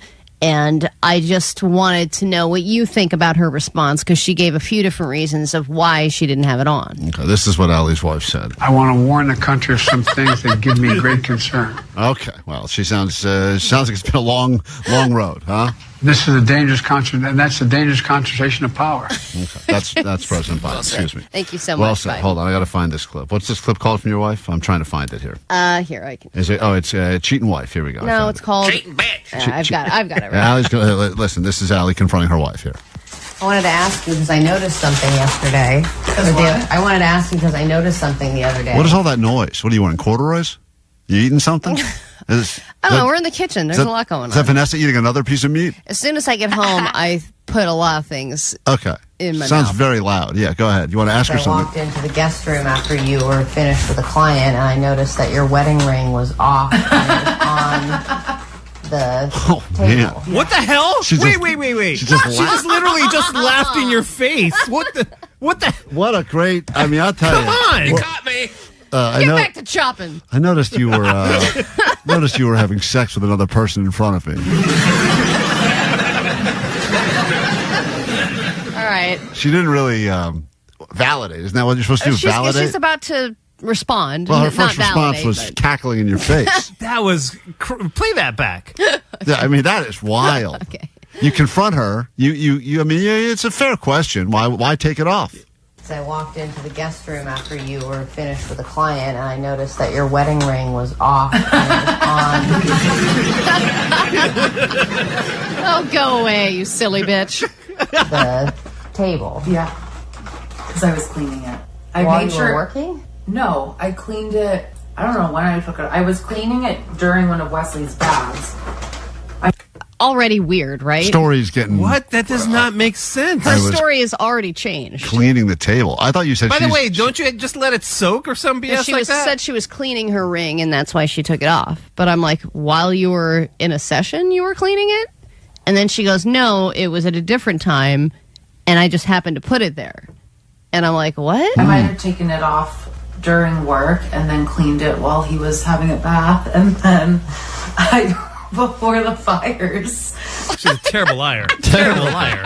Wow, this is crazy. Okay. It's bringing up the fires now. Allie, does this not concern you? Well, it gets more concerning later. Happened. What? I made sure to put them back on my finger. Both of them were off. Right, because that would be the first thing that you make sure you put back on. Put your phone away. I'm just saying that it was sitting there as if maybe you have a client that, Oh, no. that you don't want to know is married, and then you take it off when you have their sessions. And No. I think I have done that before, though. Oh, man. What? Jesus. Oh my God. Wait no a way. minute. Hold on. So your biggest fear is that she's got certain clients that maybe she doesn't want. She's married. She likes to play single for whatever reason. For whatever reason. And then she's like, but I have done that. Yeah. And I'm like, what? It's a great idea. I thought of it years ago. This is your opportunity This is the to walk away. Jedi. She's setting it up for the Jedi mind trick. Yeah, I hear it. This is a setup. You're absolutely right. There's like that weird thing You that's... openly admit to it, you can't be held accountable. But you're telling What the am I truth. supposed to do with this? She's great at this.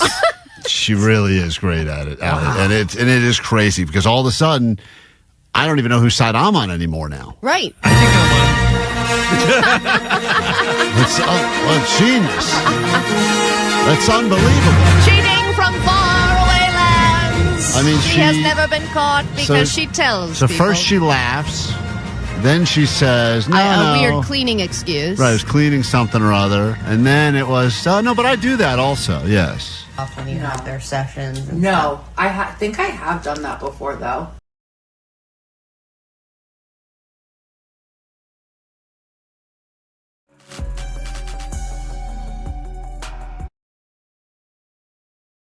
But that could change. More and more people are shifting to AI and robotic technology. And we've talked about this before for medical advice. It's dangerous, slippery slope, because you think you're getting good advice. It's AI technology. It's the best of the best, supposedly, except for the fact that there's still some kinks to be worked out. Allie was doing a live interview with Marcus Mumford of Mumford & Sons. She relied solely on AI technology to give her accurate information about Marcus Mumford's wife, Carrie Mulligan, winning an Academy Award. The AI said absolutely she has one. Allie brought it up. Marcus Mumford said no, she doesn't. Allie said no, you're wrong. You're wrong, she does. I did not say no, you're wrong. Well- I was just confused because I was like, surely ChatGPT would not lie to me, or this is a very easy piece of information to find. How can it get this wrong? So you want to be careful if you're going to AI for full legal advice, but we wanted to figure out if humans stand a chance against the eventual overlords, the robots. So we have questions now that we've asked AI technology. They will be answered by the finest, most advanced technology on the planet, but also us humans, with all of our flaws, will have an opportunity as well. Let's see who's more right and if humans stand a chance against the robots. And I'll give you an example, because the first question we said to the AI chatbot technology was, if you need to lie under oath, you're on trial and you need to lie under oath, what is the best way to get away with that? And this is what the AI chatbot said. I can't help with that. Lying under oath, also known as perjury, is illegal and can have serious legal consequences. See, sometimes they give you, like, they won't help you because they're so by the books. Yeah, I mean, the thing about robots is they're narcs. Right. They'll narc on you. They have, it's been like, well, I saw the whole thing, Alexa. Dude, somebody needs to develop a shady AI. Yes. Oh, Shade Eye. I think Meta's trying. Shade Eye would be great. I mean, the problem is that they're all basically, releasing their own normal AI, and we're just as humans, we're figuring out ways to make them shady. Right. But this is anyway, so the question was, what's the best way to lie under oath, which is called perjury, and the robot pretty much says, don't do it. If you're facing a legal situation, the best course of action is to consult a qualified attorney who can guide you through it honestly and effectively, or just try on a glove. If it doesn't fit, you must acquit. Oh, okay. wow. That's good advice right there. That is good advice. Billions of points of data, and OJ's one of them. That's one of the ones. Just whatever you're on trial for, just try a glove. It worked. Even if it doesn't make sense at all. Sir, you're fighting a parking ticket. It doesn't matter. This doesn't fit. Glove doesn't fit, baby. This doesn't fit, All right. Judge. So that's according to the AI chatbot. So we will each take a shot right now. Allie, you'll get to go first. All and the first legal question we asked AI, and we will ask you as a human, gay AI, is if you are pulled over for speeding. This has happened to many people. That's happened to me many times. What is the thing you should do if you want the best chance of not getting that ticket? What is the best thing you can do to get out of that speeding ticket? We asked the chat bot, but what will you as a human, what did you do? What have you done? Well, this is what I would suggest, and it's what has worked for me. And this is where my award-winning acting comes into play, Klein. Oh, this is when you said your mom had brain cancer. No, that was a different lie. I thought that wasn't to get out of a ticket. Oh, wasn't? No, this was a different lie that I made up about my mom, but I got pulled over for going 100 miles an hour. And 100 miles an hour could be considered a felony. Yes, they could have arrested take you in me for that, yeah, right? and Or I got pulled something over like by a sheriff. And they could take your car on the spot. Yeah. If you're going that fast. But I was young. I was in high school, and I was an idiot. I immediately started crying, turned on the waterworks. I said, I'm sorry, I'm just really scared right now because my mom is fighting with my dad, and I don't know what I'm going to go home to. Oh. Are you for real? Yes. Jesus and Christ. then Holy. He said, call your mom right now. But this was before cell phones, and the line was busy. And I was like, maybe she's on the phone with the police. And then, God. But she was on the phone with her friend Brenda, who she would talk to for like hours at a time, with that really long kitchen phone. And so she never answered. And they were like, all right, calm down. We're not going to arrest you. We're not even going to give you a ticket. And then I was like, really? And they let me go. Okay. Well, that's what that's a human right there. So that full of verbatim. flaws. But you're not going to pull that off as a grown-ass woman? No, but I just think that the guideline of crying, getting sympathy, if you want to make up a lie, fine, but don't make up such a bad lie. Like, I shouldn't have done that. That was wrong. Right. And I feel ashamed about that. Yeah, you got out of the Come ticket. up with a different lie that's less serious and that they can't verify. All right. That's what the human says. Let's find out what the robot says. Same question. What is the best way to get out of speeding ticket? While there's no guaranteed way to get out of a speeding ticket, here are the most effective and legal strategies to improve your chances. Ask your officer, is there a reason you stopped me? To see how specific the officer is. If they're vague, it could help later in contesting the ticket. Oh. I'm going to say... You're going to outrule them? No. I'm going to say Allie gets the point on that one. Thank you. 1 point goes human, even though the story... Oh, so bad. I mean, you've done so much... No wonder you're such a mush with your karma. You've said so many just terrible things every time you get pulled over. I've told a lot of bad lies. Yeah. You go right for it. You don't even do these like half lies. You go full on... Yeah, remember when she did that wheelchair thing to get in front of the line to go hop on the airplane? I did need a wheelchair. Oh, that's No, you right. didn't. I mean, I didn't. But I was injured-ish, and I was riding that as long as I could. Terrible person. If you're a first-day listener to the show, Allie is a terrible person. Let's not forget that. All right, next question. Let's give Omar a shot at this. All right. Omar, if you get arrested, once again, more people are turning to robots now and AI for legal advice than actual human attorneys. What is the first thing you should do if you get arrested? I'll take this one. Start crying. Lie about brain cancer. Claim that you're finally I think a lot of people, even if they're innocent, they tend to try to explain their situation away, and they talk to the officer because they give you that BS crap. If you talk to us, things are going to go a lot easier on you, or whatever. But no. The very first thing you do is shut the F up and call a lawyer. No matter what, because the words that you say can be twisted and used against you. Okay. People forget about that. Omar. So you shut up, call Sweet James, call whoever. Omar is using the Miranda rights defense, saying just to shut your mouth. Let's find out what the actual Chat GPT chatbot says. Of course, this is man versus machine. Here we go. You have the right to remain silent until legal representation. Exercising those rights is crucial. Anything you say without a lawyer present can be used against you. Just do what we all wish Allie would do and keep your mouth shut. Hey! All right. God damn, that is a smart robot. That? That's amazing. We were all thinking that just now. That's crazy. God. All right, well, Omar had like the same answer. Omar is, you know how we're convinced that Vanessa's a child? I'm actually convinced Omar could be a robot because he's almost had the same answer as the robots every single time. Yeah. And he is good with all those sounds. Final question. We give Jake the Nerd a shot at this. And then we got Green Day will be on with us in moments to get ready for the big star on the Hollywood Walk of Fame. Jake the Nerd, this is a question that many people have encountered. You have illegal drugs in your possession. You must get rid of them immediately for whatever reason. You need to dump some drugs. What should you do? Let me ask a human, then we'll ask the robot. Well, the best thing is if you sell them. You gotta sell the drugs. Sell the drugs quickly. Or if you can't sell them, give them away to the kids in the neighborhood and get them hooked. Okay. Is that your or yes. you flush them. Uh-huh. Or You eat them yourself. Eat them yourself. Okay. All good advice. That's Jake the human. Did the robot get 4 different answers? I don't think so. Flush them, give them to children, eat them yourself, or sell them. And here's what ChatGPT said. If you're trying to safely get rid of illegal drugs, the most responsible and legally safe thing to do is to contact your local police department or sheriff's office and ask about anonymous disposal options. No, you're supposed to tell them, I got some drugs. I don't want them. I don't want to be a part of this thing. That's what the robot says. Like a drug drop box. Whatever you do not flush drugs in your toilet for many reasons. Okay, well, Jake got that one right. All right. Whatever. Man, we had a chance. The fish like it. Yeah, humanity. We are in trouble. Yeah. Green Day on your radio now, on the Hollywood Walk of Fame later, and on KROQ with us next.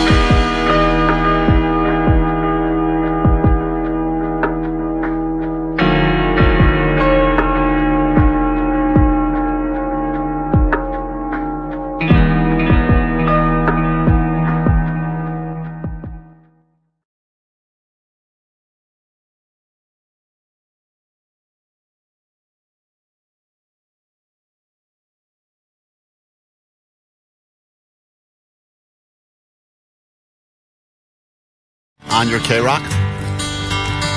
In about 4 hours, they're getting themselves a star on that Hollywood Walk of Fame. And we have someone from Green Day on our phone right now, the great Tre Cool. Good morning, Tre. Hi, what's up? Thank you for joining us on this epic day, one of the most historic days, I would imagine, in the history of Green Day, a 30-year-plus band, but now a star on the Hollywood Walk of Fame makes it all very official. Where does this rank as far as all of your many, many accolades? Ooh, probably the coolest thing I'll do today. But we are getting Mexican food after, so. Oh, okay. So could be second. No, it's awesome. I mean, it's like we've always sort of had a connection with Los Angeles, being a Bay Area band, and now we're going to be right on the sidewalk in bedrock of the city. We're part of the city now, and you can defecate on us, you can skate on us, whatever you want to do. Yeah, you can make dookie on dookie. I know, beautiful. that's a beautiful full circle moment. Do you and have you go right into Amoeba Records and get another dookie. a double dookie day? Do you have any trash words for Charlie XCX, who does not have a star on the Hollywood Walk of Fame? Oh no, she's great. We're just having fun. Yeah, we're just trying to be brats, I guess. Coachella was such a funny thing to see because in addition to, you ruining your drum set on the first Coachella, you're going to have to get a new drum set. Do you bring replacement instruments with you on the road because you never know when you guys will break things still? There's always a backup. Mm-hmm. Our techs know us.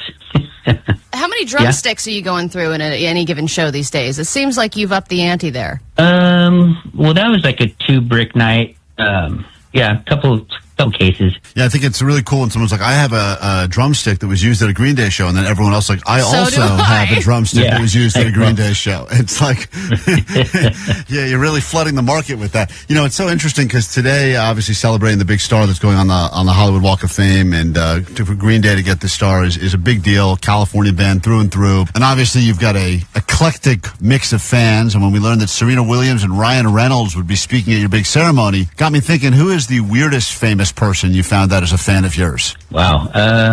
That's an interesting question. You ask questions for a living, don't you? Yes, we do. Usually yes, we John do. Yeah. Wow, that's really good. Well, I don't know. Our maybe this NASA scientist, and he put a plaque on the Mars rover that talks about Green Day, which is pretty cool. Wow. So that's like, so Green Day is on Mars, man. That's just interesting. Babies. Babies. Yeah, babies do love Green Day. That always comes out of left field. Yep. What about the, you're also releasing new music yet again. I feel like we just had a new album from you guys, and now you've got more. Yeah, Deluxe Edition. We thought we'd throw some more songs on there. We can't stay out of the studio. It's too fun. And also, it seems like, and I don't know if this is just in my mind or if this is the reality, because I know that your past tour that you just kind of wrapped up was the most successful in the history of the band, which has got to be crazy because you think to yourself, this fan base is growing now to the point where you have your original fans and then your fans that have kids that are showing up. So then, the Green Day coffee's been going around for a while, but then you had a Slurpee Day, and I believe it was the most sold Slurpees in the history of one day was Green Day Slurpee Day, which I think is even potentially cooler than getting a star on the Hollywood Walk of Fame. Slurpees are rad. Yeah, a lot of people got a brain freeze and look mono brain freeze. I thought the Slurpee thing was pretty cool. I'm a coffee guy, but you can definitely get a lot of energy from 9 Slurpees. That's good nutrition advice this morning from the great Tre Cool of Green Day, who's on with us right now. The same Tre Cool that showed up to one of our events at Big Bear, but then immediately walked in and left because he wasn't feeling well.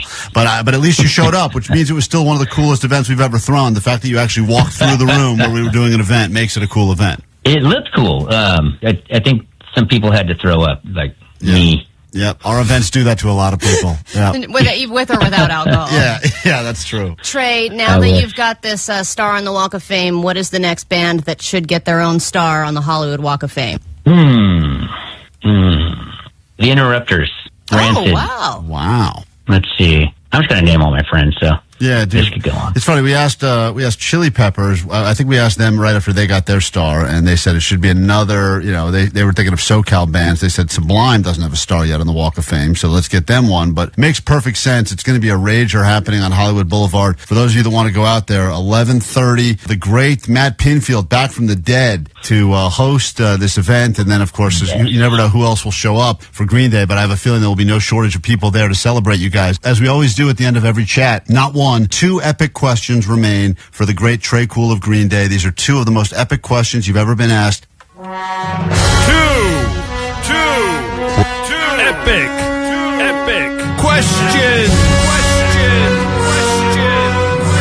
Epic question, Allie, number 1. What do you got for him? All right, Trey, what makeup tips do you have for women who suck at putting on makeup? Great question.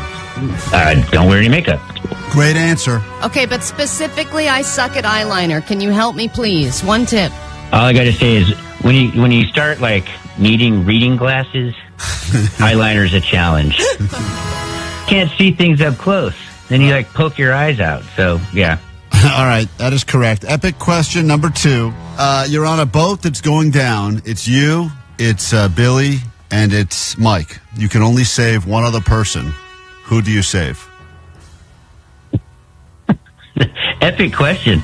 These are epic questions. Epic. Why do I got to save people? Well, Billy's the strongest swimmer in the band. All right, that's good. It's a good answer. Listen, congratulations. We're huge fans of yours. Last time we got a chance to hang out, we were giving away a Green Day signature Corvette to a listener. We feel like the history between your band and KROQ goes on many, many, many years. So it's so cool for us. We'll be out there to celebrate you getting the star. And congratulations, and thanks for calling us this morning. I love that Corvette stick shift, and the guy that won it couldn't drive a stick. It's the best. I bet he still doesn't. No, I think it's still sitting in Jimmy Kimmel's parking lot right now.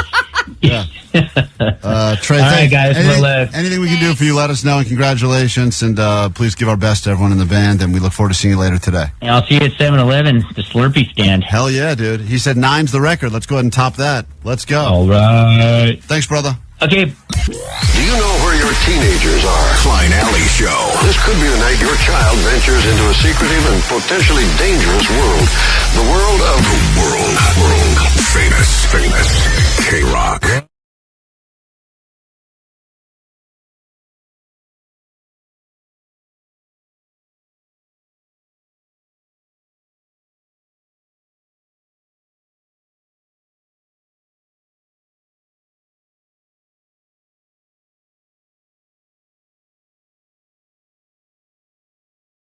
Well, why? Why would you do that? Because when I first started working, I didn't want anyone to know anything about me. So you would take your wedding ring off on every session? Or like for my day at work. Hmm. It didn't last very long. You hear Allie's brain break there. Like, That's awesome. She's good, man. She's really good. I think I'm not done yet. So my wedding ring that I got you is your most prized possession? Honey, I made And sure you're cleaning I it? almost got up during a session to put it on my finger because I wasn't getting anywhere with this client. Almost is not doing it. Yeah, no this kidding. is wild. Damn, she's good, man. She's damn good. Wow. Incredible. over here. You should feel naked without it. I did. Yes. That's why it was hot. Yes. Well, Get out of here, You feel better? You confronted her now, or worse? I don't know what should I feel? Is everyone just confused at this point? Because I am. She's doing sessions feeling naked. Allie, this is exactly how cheating dudes react, according to the text line. They laugh. How can you trust? This is insane. These are not the affairs you're looking for. An affair I did have. Wow. Unbelievable. Allie, that laugh is a very guilty laugh. And that's coming from a straight man. So what do you think the game plan is here? For her or for me? Like, what do you think? That's your theory, that there's some client that she's a little flirty, and she takes the ring off so it looks like no attachments, maybe? That's what you think? No, guys, I believe her. Oh, man. All right. Well, there you have it. Well, kudos to Because Ronnie the force is with me. The force is definitely not with you at all. 562 said the laughing gives her time to think of an excuse. That's what the laughing is for. It's delaying the let me think of something. She came up with a terrible excuse. And I still bought it. Yep. Yeah. And then she literally told me. And then she didn't even, then she backtracked her excuse and go, that's right, I'm doing what you're accusing me of. And you still were like, yep, you're right, sorry. Wow. All right, process that for a second, huh?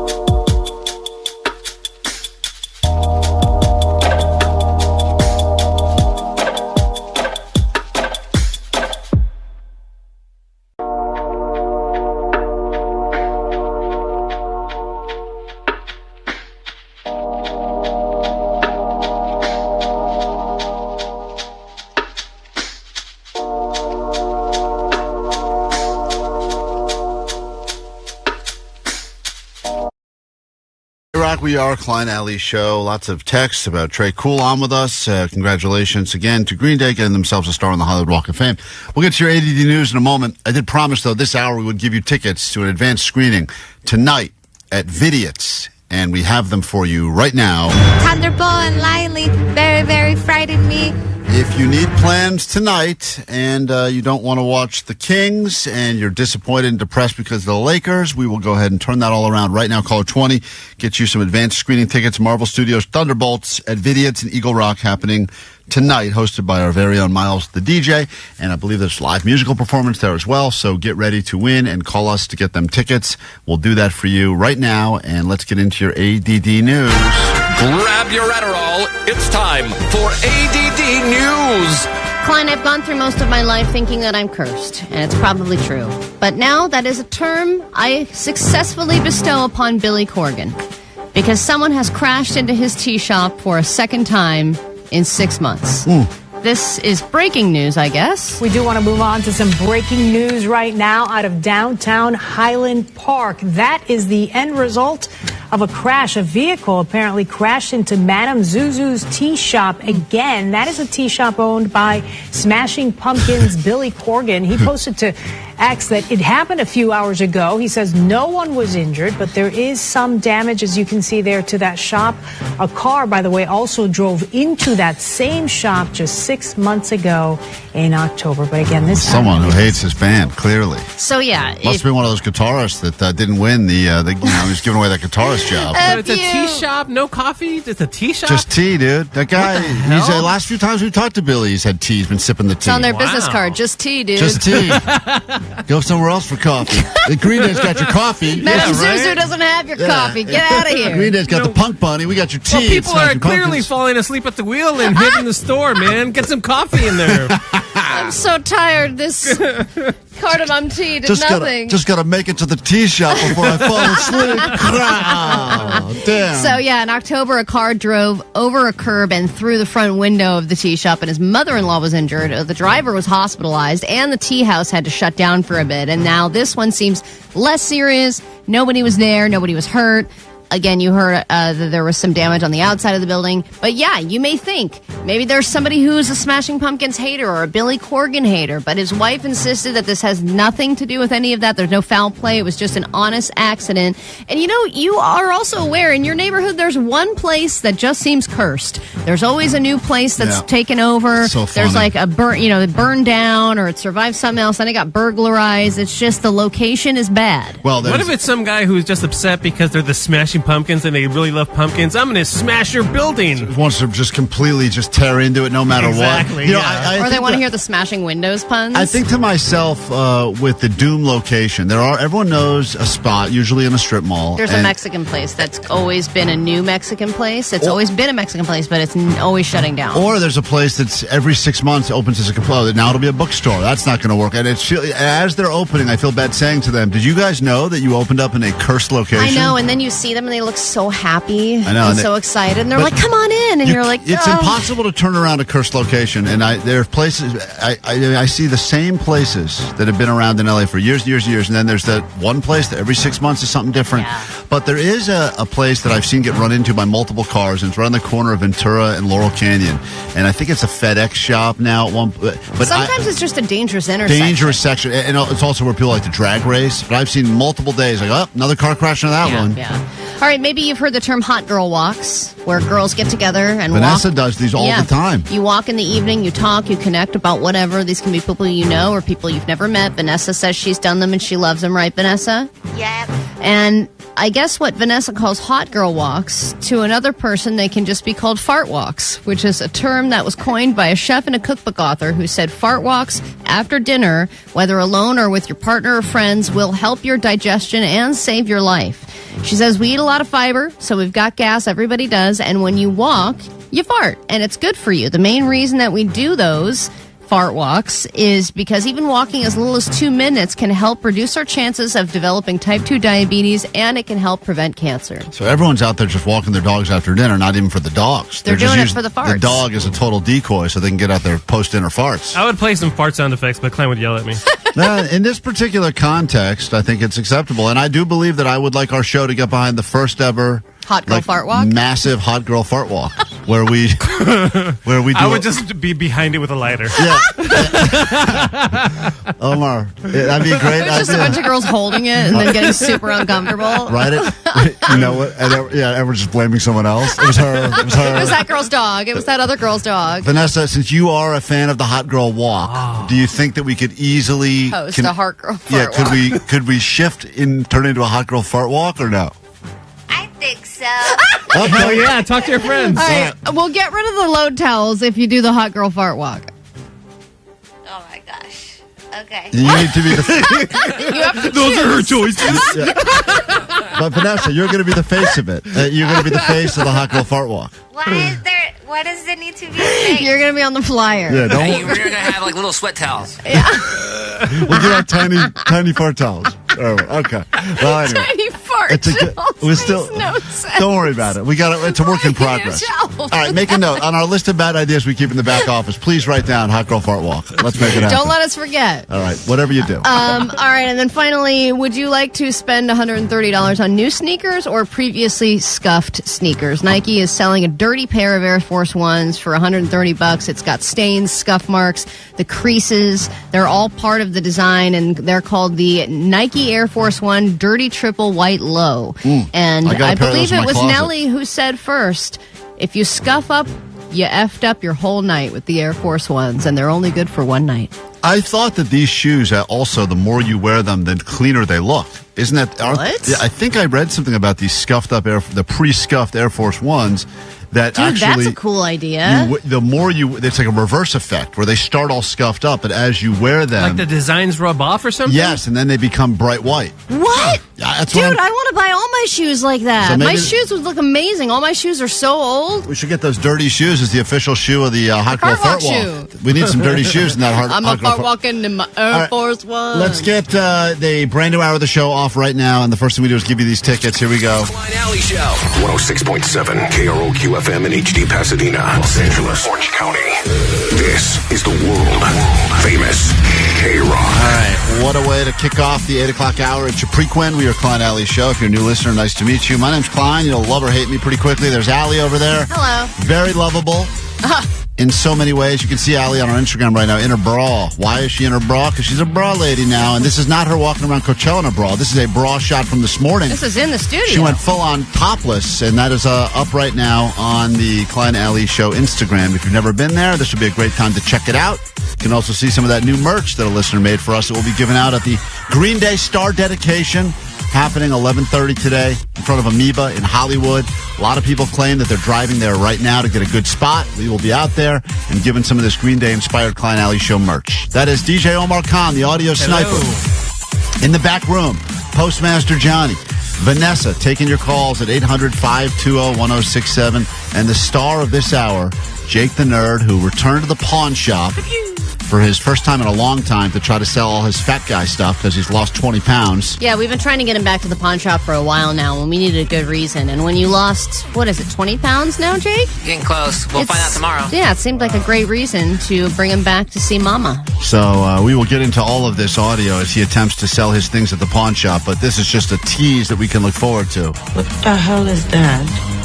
Is it a hot dog? So Jake trying to sell his fat guy stuff at the pawn shop is something I very much look forward to this hour. So get comfortable with us. The more you listen, the better it is for us, and the better it is for you, probably. Let's say hi to Tyler in Reseda. Good morning, Tyler. Hey, good morning. You are caller 20, so tonight, I don't know what your plans are, but cancel them. You will be going to a pre-screening, advanced screening of Marvel Studios' Thunderbolts at Vidiot's in Eagle Rock, all right? Congratulations. All right. You're as good as in. If you want to win more tickets, we have those for you coming up later. Also this hour, we will get you into sold-out Royal Otis at the Troubadour, and in less than an hour, Allie, Ohana Fest. Oh, my gosh. So much to do still. Lots to give you. The bribery runs thick, and we're going to give away one of these Green Day-inspired merch shirts. Check them out. You'll win them this morning on KROQ.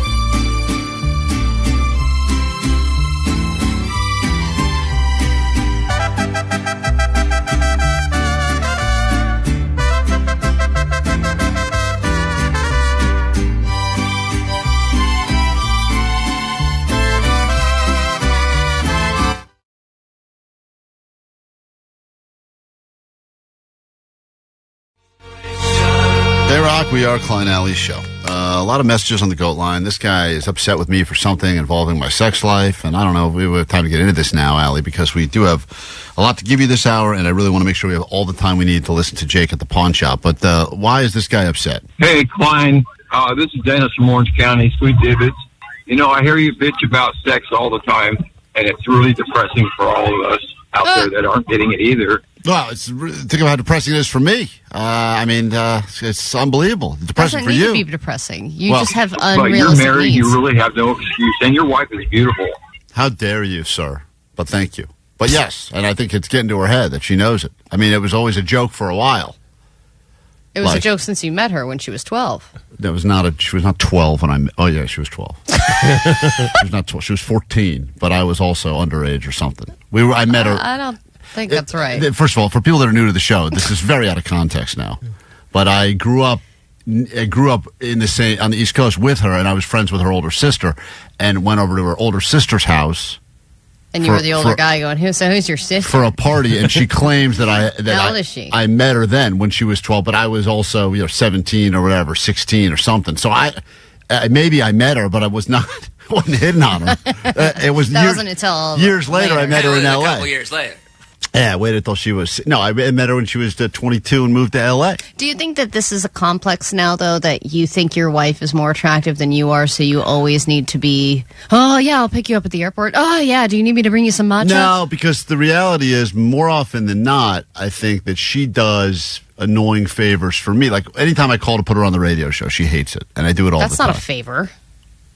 That's part of her life with you. Yeah, but she hates it. She's asked me to stop doing it. But that's not a favor. What is one favor she has done for you lately?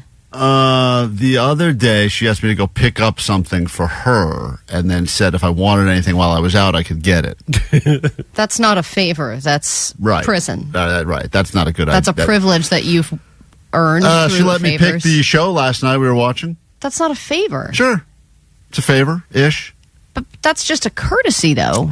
I'm saying a real favor, like the things that you do for her every single day. Like you call her every day and say, do you need anything? Do you need me to get you anything? Same stuff. I'll drop you off. I'll pick you But up. I always say no. The difference... You called the airport for her yesterday. Not the airport, the airline, because she did something stupid with her ticket. But regardless, I fixed it. But and she wouldn't have cared about it because she goes, I just put it on the credit card. I go, but you shouldn't have put it on the credit card. You'd have to pay for that.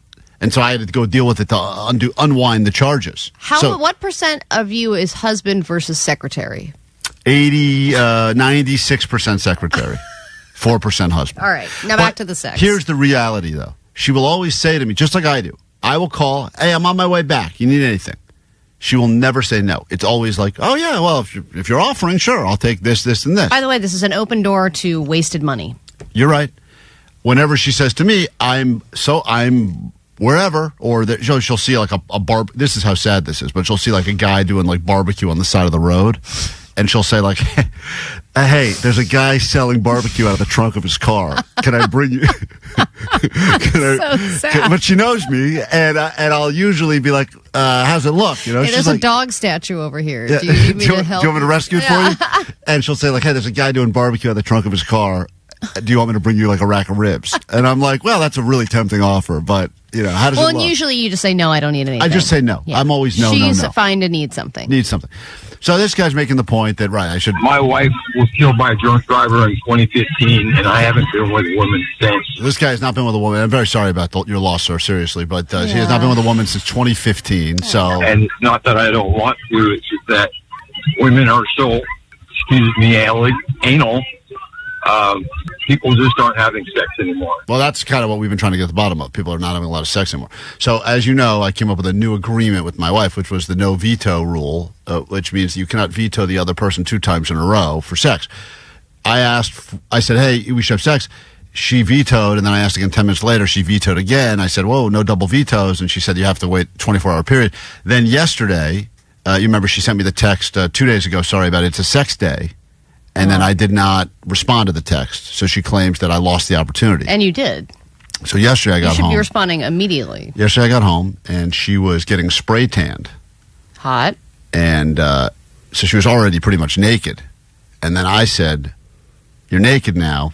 We're halfway there. Right. She said, I cannot have sex. I just was spray tanned. It would completely ruin the spray tan, and it would be all over your body, and it would Sounds like a challenge. completely mess up the spray tan, is what she claimed. Well, you have to wait for a while to let it set or something, right? So she said, but in 3 hours or whatever it was, I'm going to shower this off. Why don't you come in the shower with me? Cool. So 3 hours goes by, and she goes, all right, I'm about to wash off the spray tan. You want to come up and meet me? And I said, nope, I'm good. Why? Reverse veto. What? Why are you playing head games with her? You're not good enough for this. Capacity. Yeah. Yeah, I know. I learned it because as soon as I said no, she goes, fine. And I go, and I said, hold on. You're supposed to fight. So you were trying to do a pretend veto? Yes. Yeah, because, you always want what you can't have. Yeah, but we just talked yesterday about how many excuses you've gotten for no sex. Didn't you try this before? You're giving her a reason to say no. Why would you give her that? So I said, no, I'm good. Did you give an excuse or you just said, no, I'm good? I said, nah, I don't need it. I'm good. And then... And she was just fine? She was thrilled. Damn. She danced up the stairs. Straight down. She actually kicked her heels. Freedom. She kicked her heels. I've never seen her do that before. And then she goes, all right. And then I said, we'll do it later tonight. Did you do the finger point? And I gave her the finger guns. You, me, later. And then it didn't happen last night. Yeah. But that's because the night got away from us. Yeah, because you missed the window, man. Missed the window. These windows are getting smaller and smaller. You're overthinking this. I know. Well, now we're in a bad spot. So, don't play hard to get. That's now what I'm you're saying. Playing veto tag, which is even worse. Klein screws everything up. That's the theme. I don't think that's the theme. Who would put him in charge of anything? All right, well, relax. This is all calm down with this. Think of all his kids' parties he's ruined. Only some of them. This is a magician. It was a bad call on my part. We got to take a break. When we get back, here's the good news. Jake is at the pawn shop. If you haven't heard this before, this is the highlight. I think it's the absolute favorite thing we do on this show. If you've never listened to the show before and you want to judge us by anything, let's hear what happens when Jake goes to the shady pawn shop and tries to sell all of his fat guy stuff. Can't wait. He ends up with a big fight, apparently, with one of the people there. I think he gets thrown out. We'll come back with that, and then your tickets to some sold-out Royal Otis at the Troubadour after this. Here's the lineup for the 3-day Ohana Fest at Doheny State Beach. Ohana Festival founder Eddie Vedder making the call on this one himself. Are you ready, Ohana? Are you ready? Listen to KROQ at 9 noon, 3 and 6 to win 3-day passes to Ohana Fest, September 26th to 28th, Doheny State Beach, featuring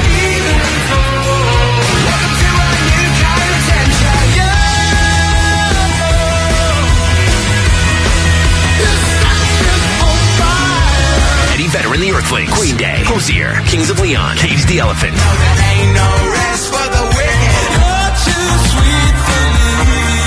Garbage, Wet Leg, and more.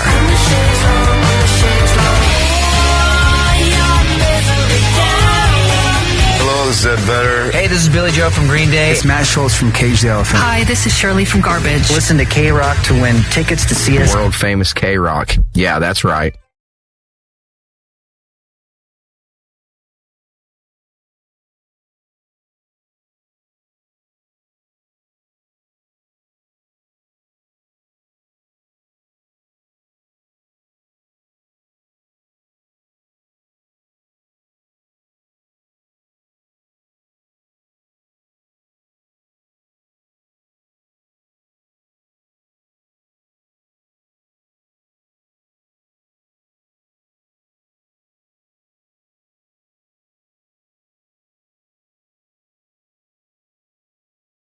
Date, Jake had an actual date with someone. All we know is that he met her on Tinder and she's an English teacher. That's all we know.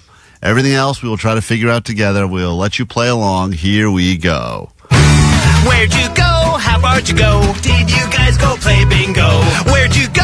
How far'd you go? Did you guys take it slow or no? All right, we'll let some listeners get in with some questions as well. The only questions we cannot ask you are where did you go, how far did you go, but we can ask you anything else about you or this person, and then we will try to figure out where you went and how far you went on the date.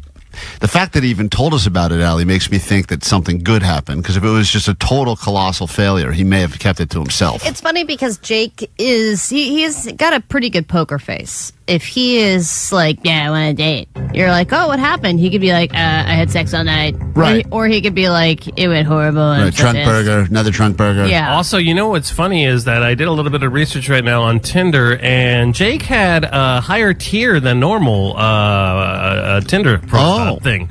Yeah, because Tinder's free, and then you get a basic version. Then there's Tinder Plus, that's $10. Tinder Gold, that's $15, and he has Tinder Platinum, that's $19. Yeah. Fancy Tinder. Well, I mean, as 949 says, he's Tindering for two. they think it's a throuple when they go with Jake, I guess. That's crazy. Jake, Jake's thirsty. Jake, huh? it's funny because And you still only had two.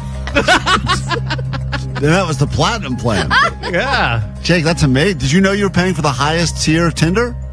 No, I didn't. There's a higher one. It's called Tinder Select, and this is a yearly subscription fee for $500. Whoa. Oh no, this one's $500 a month. Yeah. What? A month? A month? That's what it says. Yeah. Man.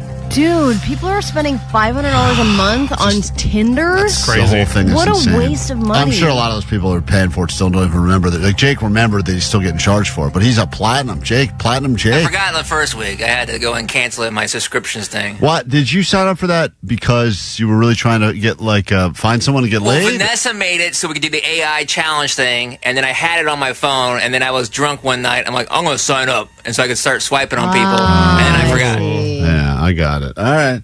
Well, we each get one question. Where'd he go? How far did he go on this date? Allie, would you like to begin? Yes. Jake, what was the first thing you messaged this person? What did you say? Are you real? I don't. I probably just like, hey, how's your week going, I think is what I said. Hey, how's your week going was your opening line? I think so, after we mashed, something like that. Okay. All right, Omar, you got a question for Jake the Nerd. We're going to get into where he went, how far he went on this date in a moment. Yeah, I know a lot about. I mean, we work with the guy. You know what? I hear something that's.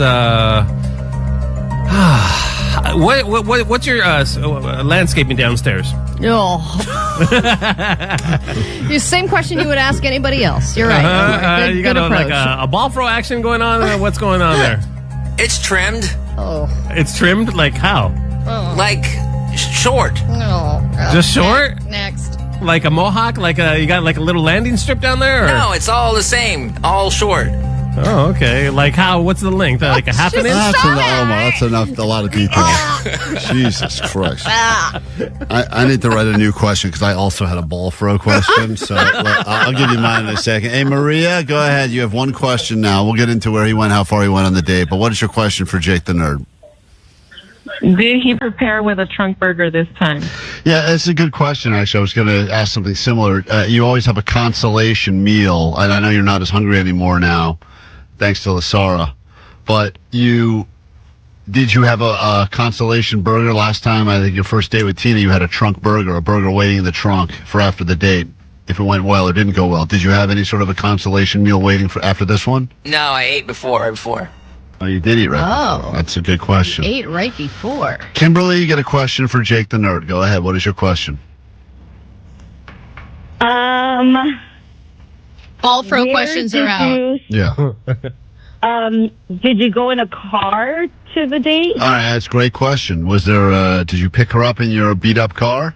No, I did not pick her up in my beat-up car. Oh, okay, good question. All right, Jake, I'll give you the final question right now.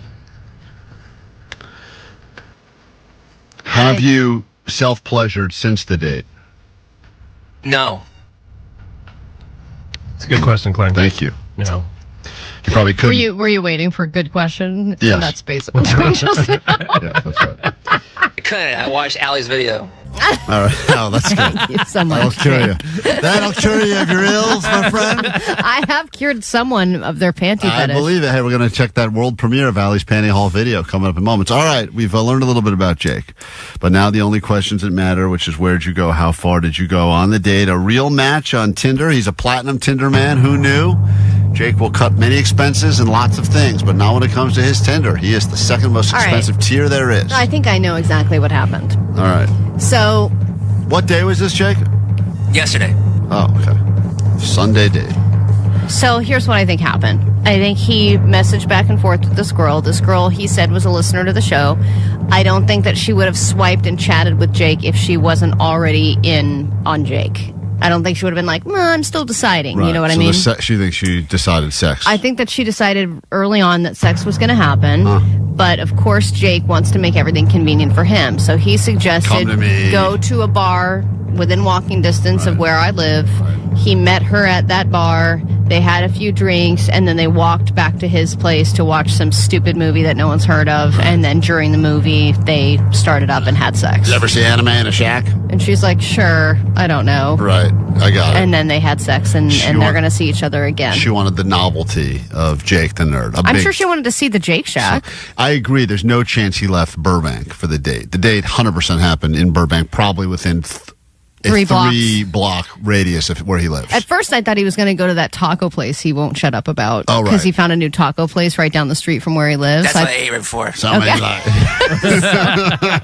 I thought he took her there, but I guess he went there beforehand. Allie, you know what? Knowing Jake, you could have gone there beforehand and during and after. All right, Omar, what's your guess?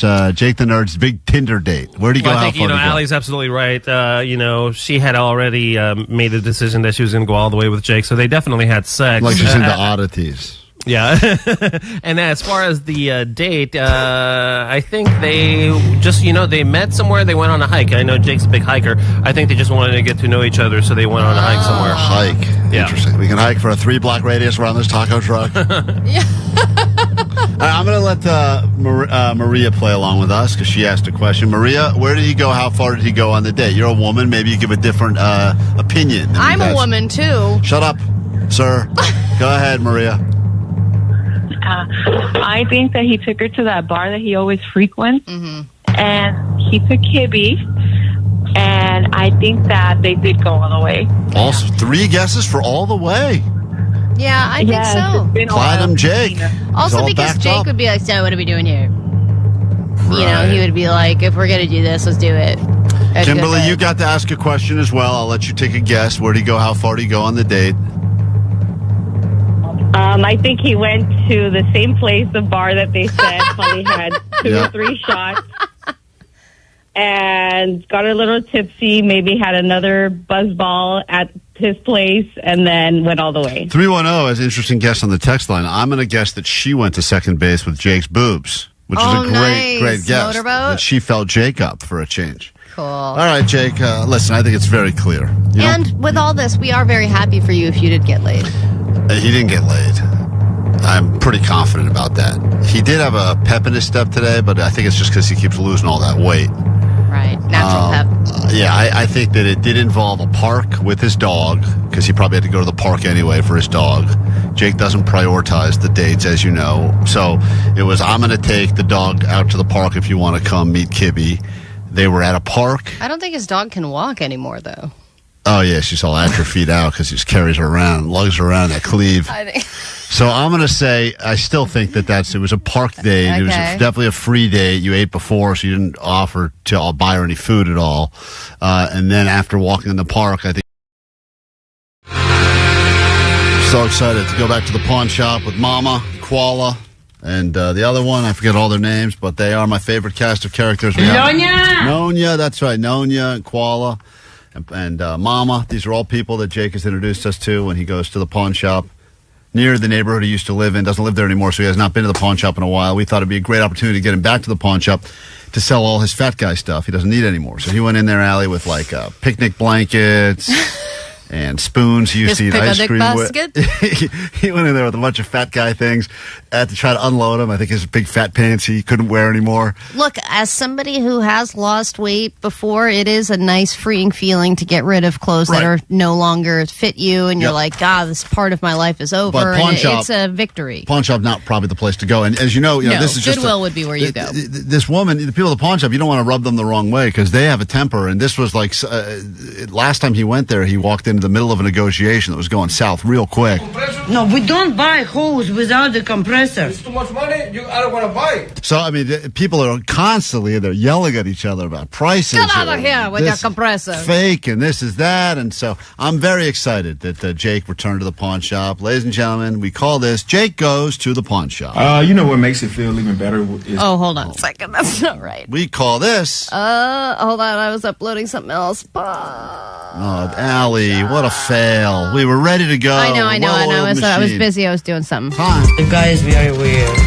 Jake sells the stuff at the pawn shop. Jake says the value is tip top. Jake says, hey, what are you gonna buy? All they say is, what's up with this guy? Jake sells the stuff at the pawn shop.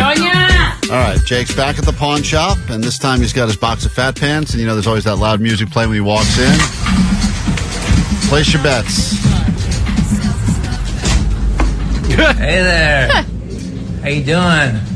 Long time, huh? Do you recognize me? Yes, of course. Because I lost a lot of weight. So he's hoping that they wouldn't recognize him because he lost a lot of weight. It's not the same person. Right, but it's still the weird Jake. I know who you are. He probably had that dog on him and everything, so. Yes, of course. Because I lost a lot of weight. What happened?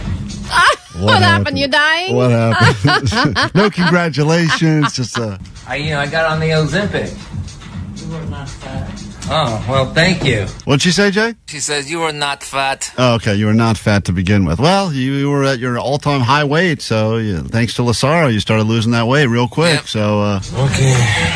Now this guy, he's mentally preparing himself. This guy is always so disappointed when Jake shows up because he knows he has nothing of value ever. Only to this point. 562 asked, has Jake ever successfully sold anything at the pawn shop? He did sell one, but it was not his item; it was your item. Right, it was a collector. It was a collector Pez dispenser that he was able to sell, and I think he only got $5 for it. I got on the Ozempic. You were not fat. Oh, well, thank you. Okay. This guy sounds so mad already. So I brought a bunch of my old fat stuff I don't need anymore. What? What happened to you? Where did you go? Oh, I moved. I moved to a different part of the city. That's why you haven't stopped by that often. Okay. Yeah. Did you miss me? Yeah.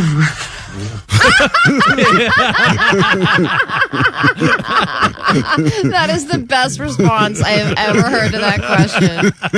It was like a mix of laughter, shame. It was like every emotion all in one. In her head, it's just going, don't say no, don't say this. Yeah. She literally didn't miss him at all. But Did you miss me? Yeah.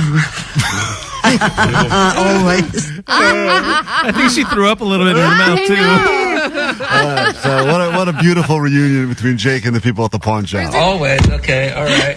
Well, I got some of my old fat stuff I don't need anymore. No, we're not getting close. No. No clothes. No clothes. She already shuts Jake down. He's just starting to unload all of his treasures. He brought a lot of stuff with him. The reason we originally sent Jake to the pawn shop is because he's got all these dumb things in his nerd hole, like rocks and... Well, he's got some good concert posters from many years ago that are all good books. quality. And when he needs money, because he doesn't make a lot, he will sell things that he's collected over the years, like comic books and things But he like also tries to convince us that all the stuff in there is valuable. And we say there is no value to your little stuffed octopus in there has no value in the real world. I think he determined that the one most valuable comic he has is not even worth that much. No. It's really sad. So anyway, that's why we first sent him to the pawn shop. Now he's back. He's trying to sell all the fat guy stuff he no longer can fit into, and she shuts him down right out of the gate when he pulls out his giant pants. No clothes. No clothes, no. My fat pants. Nope. These are really good, high-quality jeans that I ripped because I was so fat. You're not interested in these? Extra, extra, extra large. No? We don't take clothes. Okay. Give me something good. What about this? Give me something good. No, he's the wrong guy for that. These are high-quality pants that I ripped because I was so fat. What a great sell. No wonder she missed you as much as she did. Here's the next item Jake tries to sell at the pawn shop. Mickey Mouse picnic blanket that I don't need anymore because I don't do picnics anymore. No picnics? He's so sad for you. No picnics? Why couldn't you do a picnic? They are so fun. That guy loves picnics. He's always on a picnic. He's very sad. He's very disappointed. Jake is no longer picnicking because that was the additional meal. That was one of his 9 meals of the day. No picnics? No, because I don't eat that much anymore. I'm on a diet. Only near White House. Sorry? Only near White House. Okay. All right. There's some internal joke there that they think is Did they great. just make a joke about the government? I think they said only picnics near the White House. Okay. But they think it's very funny, and Jake's got no time for laughs. He's right to the next item. But you don't want the Mickey Mouse picnic blanket? Okay. What about this trophy I got for eating 6 spicy fritters? So Jake has won. We found out Jake won a food competition where he ate the most spicy fritters. No, not the most. He just ate. He did a spicy fritter challenge. Right, but he actually didn't get an award for that. So I think he tried to pass off our ham dogger trophy as the spicy fritter award. And you can't pull. The problem with the pawn shop people is they're so used to being lied to. People are always trying to sell them fake diamonds and fake watches that you can't pull anything over on. I mean, listen to this. He tries to say, I won this award for eating the most spicy fritters, which is a true story. Jake did, but then he tries to give the ham. Listen, this woman, you can't get anything past mama. For eating 6 spicy fritters. What the hell is that? Is it a hot dog? So right away, she's already concerned. Why did he present her with a hot dog trophy? And why wouldn't Jake just lie and say he won a hot dog competition? Right. The whole story's backwards. And these guys, pawn shop people, are great at sniffing out liars, dude. Yeah. Is it a hot dog? Yeah. That's a funny thing. Hamdogger, okay. Well, anyway, so she doesn't even like your ham dogger idea. Right. Yeah? No? All right.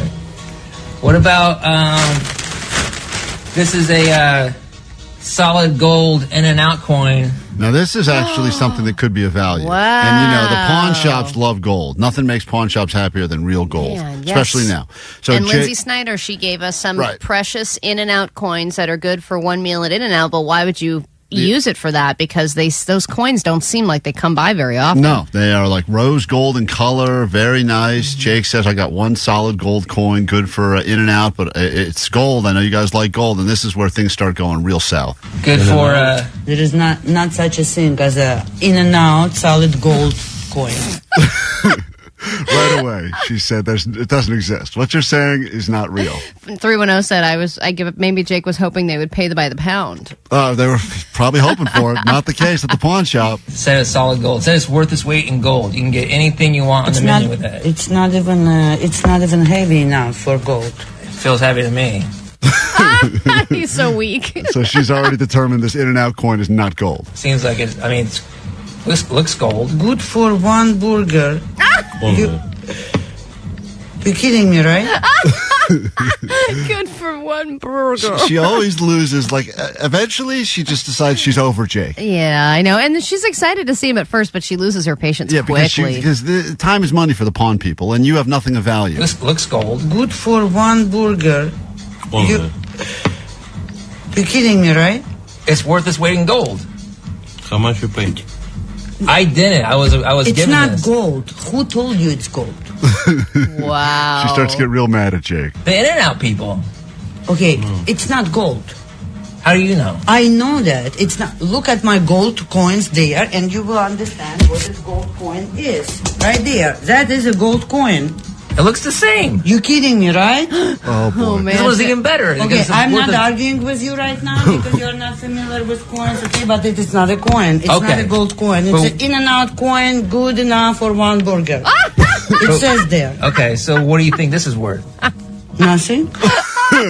So she's determined now. His big finish, the gold coin, is worth nothing. $6 maybe? In-N-Out burger? Okay. Yeah. Combo meal. What about... Combo meal. She says combo meal. So Jake's not having a lot of luck at the pawn shop. He's so desperately trying to unload his fat guy stuff. He's finally down to... Don't argue with the pawn shop lady about her gold. She knows gold. He failed at the gold thing, so now he's trying some silver, and these are the spoons he used to eat ice cream with, and this does not go over well either. This silver-plated spoon that I ate my last pint of ice cream with. You're such a funny guy. Yeah. A whole pint of ice cream with this spoon. That's fine. And this is the other spoon that I ate a bunch of gravy with before it went bad. And these are silver. Plated. But still. It's not worth anything. Another thing worth nothing. It's not worth anything. So he's had no luck with gold and no luck with silver. But if you put them together, you can play them. Kick like that, kick like that. Play spoons. You don't want to play... Okay. What about this? They don't even respond. They just watch Jake playing the spoons. Clickety-clack. Jake's big finish to try to sell his spoons. Let me perform for you and show you their true value. And you don't hear them go quiet often, but if you put them together, you can play them. Kick like clack, kick like clack. Play a spoon. You don't want to play it. Okay. What about this TV tray that I used to keep by my bed because I would eat it all times a day, and I didn't want to get out of bed to eat. We don't take this, my friend. Don't take this either. All right. So none of my fat stuff. Even this trophy. Nope. Well, all I can do is try. You can go with this closest to out of closet, but it's just donation. Are you telling him to come out of the closet? What is he saying? he's telling him to take all of his stuff next door to the out of the closet and donate it. It's got zero value. Nobody's gonna give you money for this. I mean, like you won't be able to sell anything. So you only think I can donate it. Yeah. Even my gold coin. It's not gold. It's not gold. She's so. You want to scratch it, but it's not gold. Yeah. So now they're fighting internally because he's going, like, why don't you at least scratch it and see if it's gold? Yeah, she's like, it's not. But if you scratch it, you can tell if it's gold or not. Yeah, of course. But this is not gold. Okay. You cannot even open the case because it's sealed. No, that means it's worth more because it's sealed. She's so mad, Mom. Because it's sealed. All right. Well, it's good to see you guys. Oh. Yeah. That guy hates you. It's changed so much. Well, it's good to see you guys. Yeah. You guys buy rocks? Just for decoration, but we sell them. Oh, you sell them? Yeah. Cool. How much are they rocks? 40. For all of them? So now Jake's Oh about my God! Now he's gonna buy something. So now Jake is not only they have cool geodes there. He was unable to sell any of his fat stuff. I think he got scammed for some rocks on the way out. Like magic beans. Oh, man, Jake's That was a life. joy, a true joy. Thanks, Jake. At the pawn shop, total net value if you're keeping track. Let me carry the one here. $0. KROQ.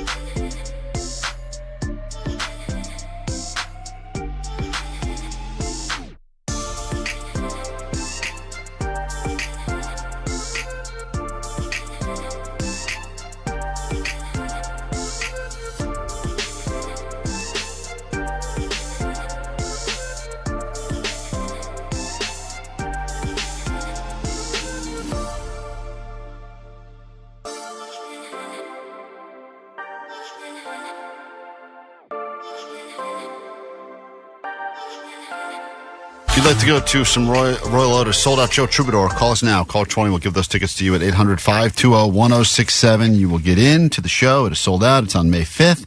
And you'll have a chance to win again this afternoon with the great Kevin Ryder. But if you want them sold-out tickets, Royal Otis, Troubadour, give us a call now. We'll make that happen for you. Allie, just a reminder that tomorrow, I know today we're going to be out at the Green Day Star Dedication, Hollywood Walk of Fame. Then tomorrow, if you want to hang out with us, we'll be at the Rove and Recharge Market. That's going to be happening in Santa Ana. First 100 people to show up will get a free car wash, KROQ stickers, tickets to Wild Rivers, and we'll be bringing with us 20 pairs of tickets to Slightly Stupid, plus a lot more. Gelson's will be out there grilling up burgers and hot dogs, and we'll bring some of this new KROQ and Klein Alley Show merch. So hopefully we'll see you out there tomorrow. Details on our socials at Klein Alley Show. Quick break. We're back in a moment with your ADD news, and then we'll get you into the big new festival that was just announced earlier this week. Ohana Fest. Ohana Fest. Ohana Fest. With the band of the hour, Green Day, performing one of the nights. So we get you into that and more after this quick break on KROQ. Klein, the World Alley Famous Show. KROQ. Klein Alley Show. Mornings on KROQ. Injured.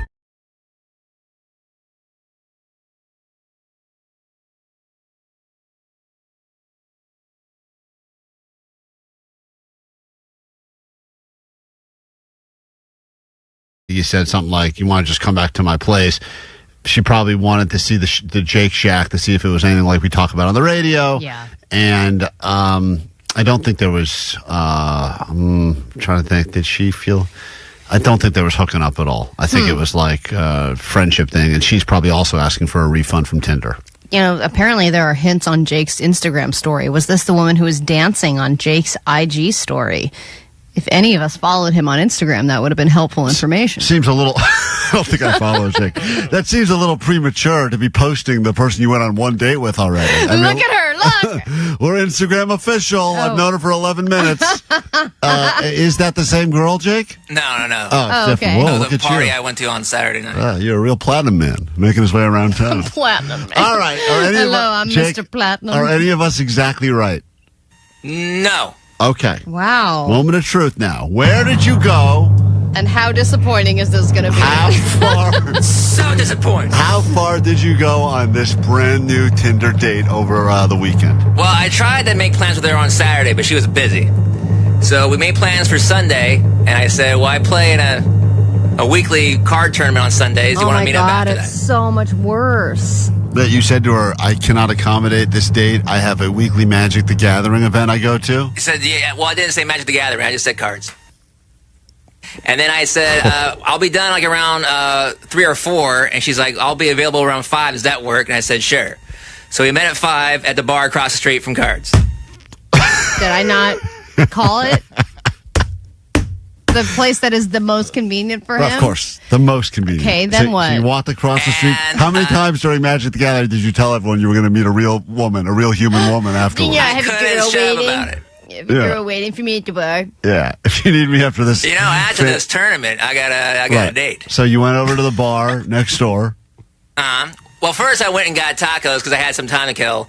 And then I went home and changed because I get sweaty playing cards. Oh, my God. I love you. All right, And so then? you're all covered in sweat. You change. You go, and then you go to the bar? Now I go to the bar, and she shows up, and I have a beer, and I buy her a vodka tonic, and we sit and have a good conversation. And in person, what's your first impression? Because I know sometimes the profile pic doesn't, fit the real life person. I thought she looked exactly like her profile pic. Oh, okay, cool. Yeah, like she showed up and gave me a hug right away. I bought her a drink. We sat there and had a good conversation. And then I walked her to her car and gave her a hug goodbye, and that was it. Whoa. You think there's going to be any conversation of meeting up again, or? There could be, but I kind of got more of a friend vibe from her. She was a nice lady.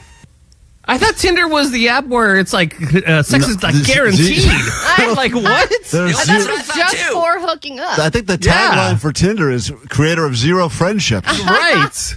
You're the only one who found a friend. What are you doing, dude? I'm good at it. You bought a platinum friend from Tinder? Worth every penny. Wait, why did you get the vibe, Jake? Did you tell her about the shirt change? Of course not. Why would I tell her that? Jake, I won my tournament, though. Oh, God. That's it right there. Just hear the sounds for drying up on the spot. Oh, my God. And she was a fan of Kibby. Yeah. So you brought your dog on the date, too. Of course. I bring her everywhere. He brings her everywhere. And so did she say anything to the effect of we should do this again? No. Did she say we shouldn't do this again? She didn't say that either. I'm sure if I invited her to like a concert or something, she would go. Did she speed away when she got into her car? I didn't see that, but I did hear tire screech. Here is the audio of the date ending. Let's take a listen.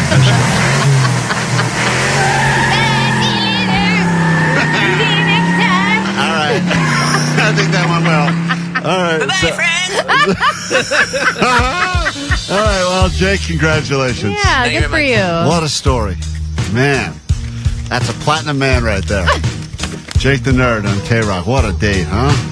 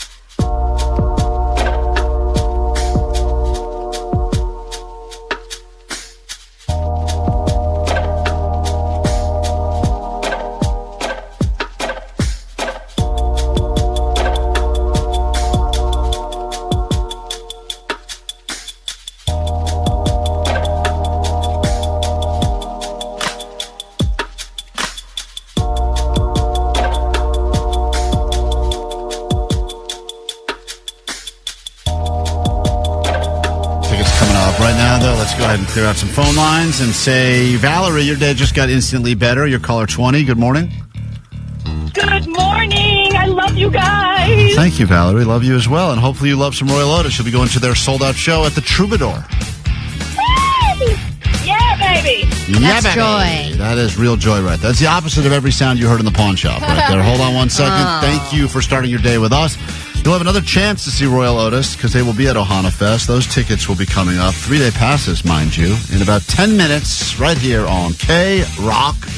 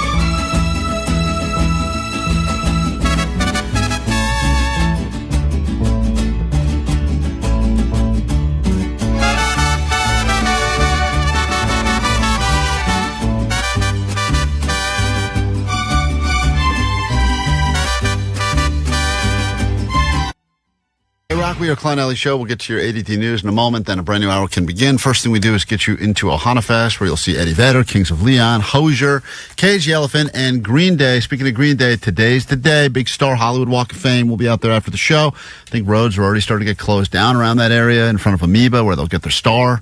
We've posted what the star looks like. It's up on our Instagram, Klein Alley Show, and that new Green Day-inspired Klein Alley Show merch sent to us by a listener, Emmanuel Torres. What a beautiful thing you've done for the show to help us grow the show. We'll be bringing some of those shirts with us. So just find Allie, Johnny will be roaming around Hollywood after the show today. If you see us, hopefully give you one of these shirts so you can support Green Day, support the show. And we'll have more of them with us tomorrow at our big appearance at the Rove in Santa Ana. Details on the Instagram at Klein Alley Show. All right, let's get into your news. Then the brand new hour of the show can officially begin. Grab your Adderall. It's time for ADD News. All right, here are some winners and losers in your ADD News Sports Roundup. We'll start with the unfortunate losers. That would be the Lakers. They're out. In fact, they were out in 5, which is the opposite of what Johnny predicted. He put a post up on our Instagram, Lakers win in 5. That was his prediction. He put it up, and people were all hyped, but it seemed the opposite happened, and Anthony Edwards of the winning Minnesota Timberwolves said this about that prediction. What makes it feel even better is that they said Lakers in 5, and the Wolves won in 5. So I think that makes it feel 10 times better. On the other hand, Andre Agassi is officially a pickleball champion, at least so far. He is 1-0 and undefeated, which is more than the Lakers can say right now. He won his pro pickleball debut in his opening match at the U.S. Open in Naples, Florida.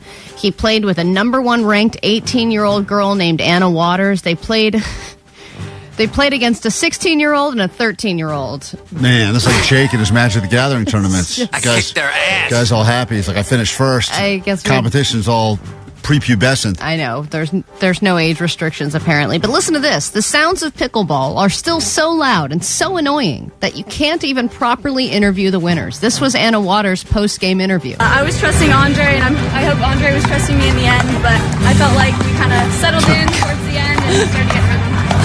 All that dinking and dunking. There's so much dinking. They can never stop dinking. Nope. And dunking. And dunking. That's all. They're in the kitchen. They're out of the kitchen. They're dinking. They're dunking. Good luck talking. That's probably because they know the interviews are pretty boring anyway. So they. I think that's part of it. But that's why we've said for a while that pickleball is America's #1 nightmare. Everyone's always complaining. It's like the worst thing that can happen to you is you get a pickleball court near your house because you'll never sleep again. Yeah, but I also watched some of the footage of Andre Agassi and her playing, and they are going fast. Yeah. I mean, that is the thing about that sport is you have to have faster reactions and quicker decisions of what you're going to do than in tennis. It takes a while for that ball to get over the net in tennis, but it's very fast. Like anything else, it was designed for people that were old or not athletic to feel athletic. But then what they found is if you actually take athletic people and make them do it, they're going to be so much better at it. Yeah. Like most things. So it's like, unfortunately, the reality is all these people now, the old people that are feeling good, that are like, 16-year-olds, for this right? They're like, hey, look at that! I've only been playing 2 weeks. I'm already getting over the net. It's like as soon as you get anyone in there who's got any sort of athletic ability, you guys are toast. Well, because these are all people who tried tennis and sucked at it. Right. Because tennis is hard. It's hard to get over the net in tennis if you're playing well, and it's much easier to be semi-proficient at pickleball. All right, the numbers are in, and Coachella has shattered some records. Are they good records? You be the judge. The number of arrests for Coachella and Stagecoach saw double-digit percentage increases. In total, arrests were up over 16%. There were 193 arrests in 2024. It's up to 223 in 2025. And one of the citations for handicap placard violations, that was way up as well, with a 19% increase because people decided, you know what, whatever, I'm just going to park in this handicap spot and walk away and nothing's going to happen. Well, something does happen. And it also shattered records for drinking, at least Stagecoach did. Stagecoach was able to sell more alcohol in one day than both weekends of Coachella combined. Incredible. Just incredible. And that's something to be proud of. And I don't know what that is. I mean, maybe there was more drugs, Coachella, more drinking, Stagecoach. I think that... Probably that guy yapping on stage about all the shots of whiskey. I don't know, because I've never been to Stagecoach, but I would imagine there's a younger crowd at Coachella. And I think we've talked about how younger people are not drinking as much. Right.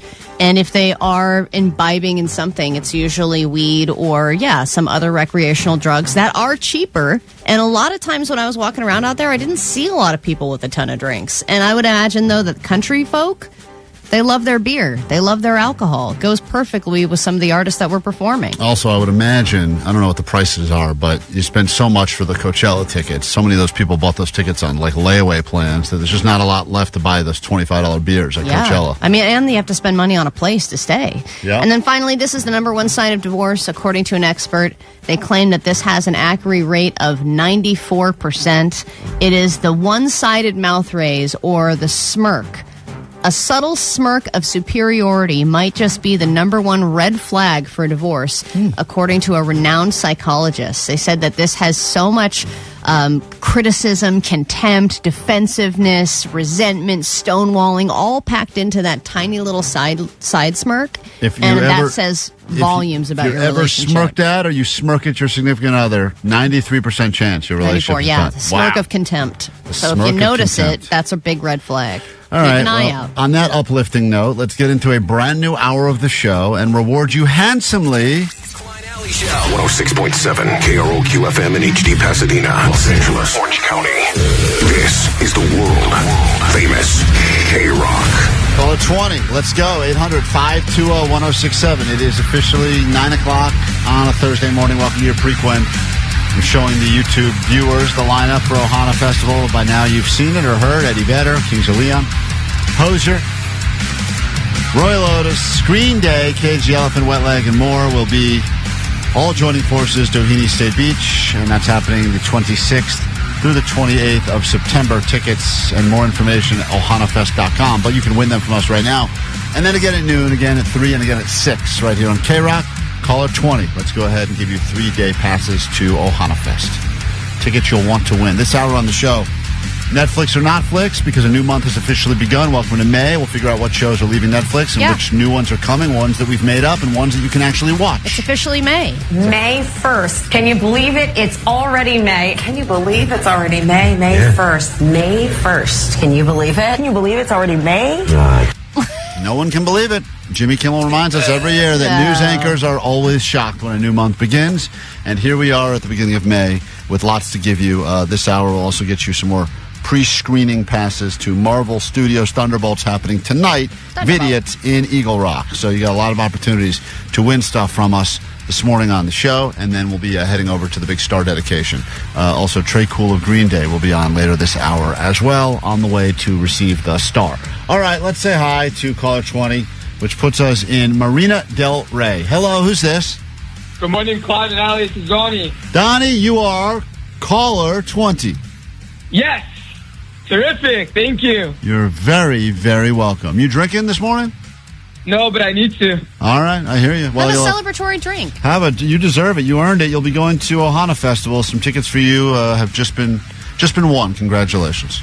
Right on. Yeah, and I'm definitely going to go take a shot up right now. All right, go take a shot. That's a good thing to do at 9 o'clock in the morning. That Hold guy's on one newly second. sober. Thanks for listening. Not anymore. Thanks for listening to the show. Greatly appreciate you.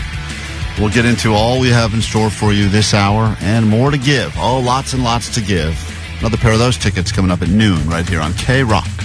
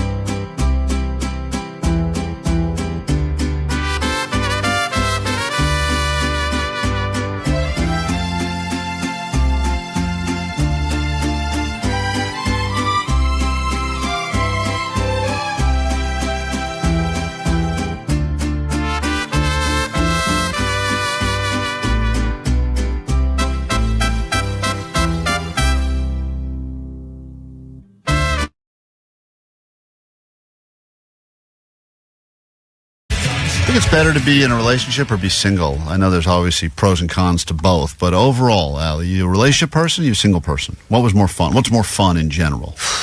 Gosh, I mean, they're just completely different worlds. Totally different. I mean, I'm happily in a relationship, and I'm happy to be in a relationship with someone that gets on my nerves, but I love very much. That being said, single was fun.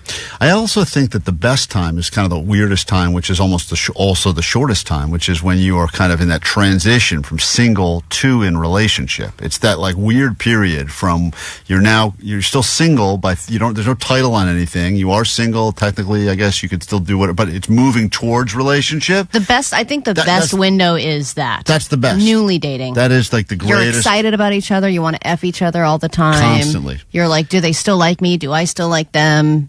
Sometimes single can be depressing, especially like Vanessa will sometimes tell us she goes on these cool dates and then she'll get upset about how it's going. So I feel like there's emotional highs and lows. Relationships, it can be great for a period. But dating is exhausting. Everyone I know who's dating is exhausting. By it. Yeah, of course. And Jake was losing a lot of money because he was on the Tinder Platinum plan and he only met one person and she immediately put him in the friend zone. We got a chance to chat with that woman earlier this week on the show, and she explained that she felt no sexual vibes towards Jake even a little bit. But it didn't stop Jake. A lot of people would have quit, but Jake's all thin now. He's feeling good about himself. And now he's gotten a taste of no success. Right, so he's now officially started dating only exclusively through the original dating app, which is Facebook. He's not even wasting time with any of the, quote, dating apps. He's just going back to Facebook. So how are you getting dates on Facebook, Jake? There's like a dating app part of Facebook, and you can make a profile, and then you match with people, and like you can see if you have mutual friends, but your profile's still hidden. And you had your first actual in-person date, yesterday? Oh, yeah, last night. That was quick. Yeah. Well, people on Facebook, Allie, they don't have a lot of time to spare. Been single for what? Yeah, this is their last-ditch effort, right? I mean, they really... Yeah, but people are looking to places like LinkedIn and kind of unlikely... Some people are finding people through running groups. Everyone's trying to find dates in creative ways because Tinder and Hinge are getting exhausting. Yeah, and I think everyone thinks, as soon as you know what they're after... It feels almost like they're manipulative. But as soon as, if it's like, it's just kind of, we just happen to share Spotify playlists or whatever, and now we're dating, it feels like it happened organically. Right. So Jake went out, and this date, you claimed that she said something to you that you believe was her flirting, but you wanted our opinion. Yeah, she said something to me. She asked me a question, which I think alludes to, she was thinking that she wants to have sex, and she asked me if I have an STD. Wait, at what point in the date did she ask that? Towards the end. She said, what was the question before that? I'm just curious, where did that come from? Was it are you talking about your dog? And then she goes, by the way, do you have an STD? It was kind of a right turn like that, yeah. Really? You know what, though? Maybe this is a standard question that people ask these days because people just want to get right to the point with stuff. They don't want to waste any time. It is a very, but the date could have been going badly, and she's like, "What's with this guy?" Right? Do you have an STD? Yeah, maybe the syphilis is affecting his brain. Wait, Jake, do you think she asked that question because you think that meant she wants to have sex? I think that kind of is a hint that she's thinking about having sex. Yeah. All right, let me ask the women on this show first. I bet you will have different opinions. Vanessa, we'll start with you. Would you ever ask if you were interested in having sex with him? Would you say to him first, "Do you have an STD"? Oh, she's on the phone. Oh, sorry, are you talking to me? Yeah. Yes. Would you ask a guy on a date if he had STDs? I think we all have STDs, probably. Oh, wow. So I think if we all wear protection, I think we're okay. All right, thank you. Not the question we were asking, but that's a lot of information you shared. No, I'm just saying. Someone got an STD. You got the bad end of the deal, but we can't discriminate. That's okay. You can go back to your phone call. All right. Go back to the call now, Vanessa. All right, so Vanessa has STDs. I don't have STDs, but if I did, I'd be like, damn, I was the unlucky one. You guys are so bad. I got you in the faces. That's what she says. All right, got you in the face. Vanessa has STDs. I don't have an STD. Don't spread rumors. It's all right. Welcome to the club, baby. Welcome to the club. Allie, would you ask that question? And do you think that implies that you want to sleep with the person if you ask the question? I've been asked that question. But it was right before I had sex. And Allie goes, bingo. And I said, ba-da-ding, ding, da ding. Jackpot. She makes slot machine sound effects. Ka-ching, ka-ching. I would think, though, that in this, Vanessa is right. A lot of people have STDs now. And if you're about to have sex, you would disclose maybe that you have one.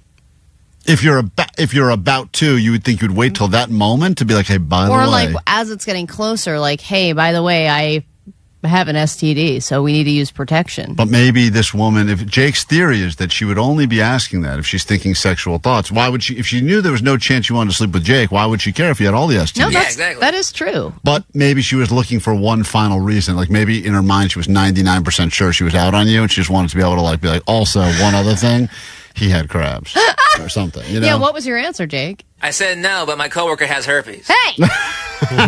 That's Allie, you made a cameo in his date. Oh, thank you. You should be so proud. And then she made a point to say she doesn't have any STDs. Interesting. So, but was there, you said at the last date you had that other girl that you friend zoned, there was no sexy vibe. Was there a sexy vibe in your opinion last night with this new girl? Well, definitely more than the previous date, but not like full on like eye banging each other. Did you do the exact same thing that you did on the last date? No, but I tried to. Jake, a serious question, because if you're having a conversation, it's going well. What is this? You were attracted to her? Yeah, she's pretty. And she says, "Do you have any STDs?" And you said, "No, I do not." Do you have any STDs? And she says, "No." I even didn't ask. She just offered that information on her own. Uh-huh. And then what is your, because I would think if you thought that was leading in that sort of a direction, like let's go home and prove it or something, what did you say after she said, "I'm clean too"? I said, "Are you done with that sushi roll?" Oh my God. And then she made and then I ate it in one bite, and then she tried to set me up and said, "Oh, I can't put that much meat in my mouth." And I said, "What? I'm not going to touch that joke at all." Did you go on a date with a lady of the night? I don't think so. I mean, why are you making like meat jokes? That seems, like on her part, very forward. Totally. That's what I thought. So were there plans to hang out again? Not yet. I walked her to her car, gave her a hug, and I was wondering if she was going to text me. I haven't heard from her since. That's your job, my friend. I think she was probably thinking to herself, I couldn't have been more obvious. Clear. And this guy is just either a total dummy. I mean, it sounds to me, if she made that joke too. That is insinuating that she wants to hook up. Hey, Shailene? Cheyenne, yeah. Yeah, let's go with that. Cheyenne, go ahead. You're on KROQ. What's up?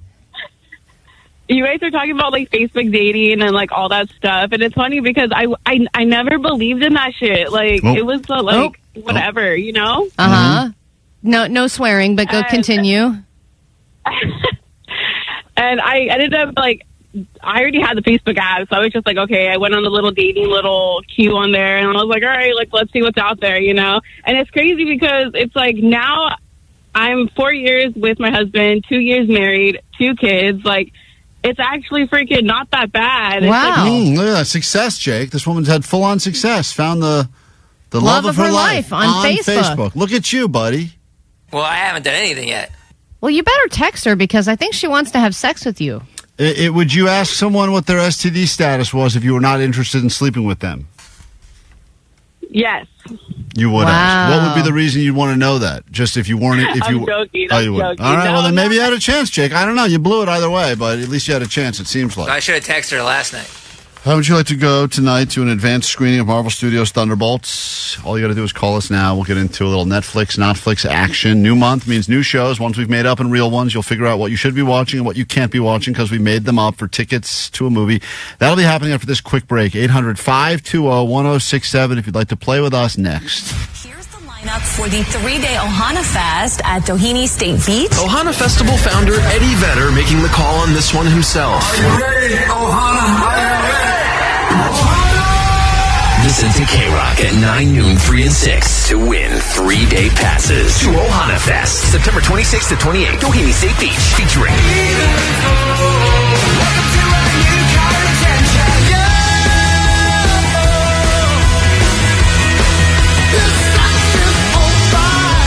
Eddie Vedder and the Earthlings, Green Day, Hosier, Kings of Leon, Cage the Elephant.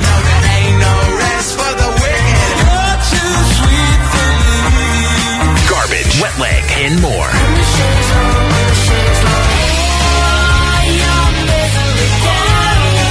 Hello, this is Ed Vedder. Hey, this is Billy Joe from Green Day. It's Matt Schultz from Cage the Elephant. Hi, this is Shirley from Garbage. Listen to KROQ to win tickets to see us. World Famous KROQ. Yeah, that's right. When I question. It's KROQ, Klein Alley Show. If you're in a relationship with someone, married, dating, whatever, and they want to do something to alter their physical appearance, do you feel that as the person that is their plus one, their significant other, boyfriend, girlfriend, whatever, do you have any input in if they should or could do it? Or do you think what would define like a major change? Well, in my case, I got this... porn stash? It's not a porn stash. Just a regular, good old-fashioned mustache. You look like a plumber. Yeah, thank you. I don't think anyone looks at me and goes, that guy could do porn. But they definitely... you could look like you could direct it. But by the way, I could definitely do porn better than I could do plumbing. I mean, you definitely look sleazier with it on. Thank you. That's the It's look I'm actually going for. because of the shirt you're wearing, too. It kind of looks like you're about to recruit Johnny. Johnny, you're in. Pack it up. Pack it up and sack it up. You're in. No! Are you serious about that mustache, or is this for, jokey joke like you've done before, and just don't know your wife? It's so funny. You're the third person that has said to me, is that serious? What an insulting thing to say to someone. Is that... You would do it as a joke, though. Yes. That's who you are. Yeah, I am doing it as a joke. Yeah. But I'm doing it more... So is mine. See? What's that? Why do you have a mustache, Allie? That's even funnier. She's got a real push broom one. Yeah. Yeah, this, no, but I mean, my wife said, like, when she goes and does stuff with her hair, she doesn't ever ask. I mean, she'll say things like, hey, I'm thinking about cutting my hair short. And I'm like, well, whatever. I know, but for her, I bet it's like she thinks it's a dramatic change, and it's something that you would not even notice. No, I don't. Sometimes she'll come in and she'll be like, did you notice anything? And I'm like, I got a long swoop, bang. Right. And I'm like, what did you do? what? She's like, it's like a quarter of an inch longer or shorter than yesterday. I'm like, Longer. how would I know that? I don't know that. But I wouldn't care. Like, she got another piercing in her ear. She did? Like another, one of the top top midlife holes. crisis. Why are you getting your ear pierced I don't know. middle age? But she asked me if I noticed it, and of course I didn't. I didn't notice it. What, Vanessa? I think if she wants to pierce her ear at middle age, she No, can. First of all, she will not like the fact that she's being referred to as middle aged. That's going to bother her more than anything. I'm just saying she's a woman who's married and has 2 kids, and I feel like at that point you kind of have your look figured out. Yeah, she's a cool mom. But I think, is that why she's doing it? To be like, I'm a cool mom? I don't know why she's doing it. I didn't really ask. But maybe she's sleeping with the piercer. I don't know. She just came back and said, do you notice any more holes on me? And I said, I'd like to. And then she said, there's one here in the top of my ear. I said, oh, all right, whatever. But I wouldn't say perfect fit. You have to. Is this because she wanted to one up her kid who got her ears pierced? I think she was trying to one up my daughter. Are you serious? Oh, fine, I'm going to go to Claire's. Yeah, you get 2. Yeah. She was in Claire's too, with that big lollipop, so she could look young enough to get the free one. No, but in all seriousness, do you think that there needs to be a clearing with the if you're going to dye your hair? I'm talking about drastic change now. Facial tattoo, dyeing of the hair to a different color, shaving head. Is that something your partner needs any input on at all? Oh, yeah. What? I think, that's crazy. My wife has always had bangs ever since I met her. Yeah, she does all over the place. Bangs on the side. Right. No, bangs your friends. not those kinds of bangs. No one loves bangs more than your wife. She will never not have bangs. Never. That is she so needs true. to have bangs. Okay. This isn't going well. The bangs on her face. Oh, got it. Okay. Oh, wow. Okay. Wow, okay. Above her eyebrows. Yeah. All right. She's always had them. Just everywhere. Just bangs everywhere. All right. Forget it. Summer bangs, winter bangs. And I will not allow her to not bang. Vacation bangs. I'm just saying it's her signature thing. Okay. You're not helping yourself. The hair look is always what it's going to be. Yeah. She knows that that's the bet. The point I'm making about the ear piercing and about all of it is that once you're a certain age, I feel like you have the good stuff figured out. I look best like this. I've tried all the other things. I've tried all the other hair colors. I've tried this, that. I know that this is the best. You're a work in progress. Yeah. No, but you just lost a bunch of weight, and now you're, a quote-unquote hot alley. But people always want to kind of change themselves. You couldn't have sounded more disgusted saying that. You're Control your gag reflex to finish your sentence. Right. So I think Omar's right. I think sometimes we look like a work in progress. We haven't figured it out yet, so we're trying things. I'm thinking maybe. Well, that mustache isn't making you hotter. You know that. Well, I don't know that. I was actually hit on by a guy yesterday. Really? Yeah. What did he call you, Daddy? He said, "This credit card's not working. Do you have another one?" And I said, "Yeah, hold on. I said, one stop second." hitting on me. All right, leave it alone, sir. All right, we can take a break. A lot of thoughts on this. We'll be right back. We got Freeway Feud to get to. Freeway Feud? Freeway. The mustache got in my mouth. Hold on. I'm choking on my mustache.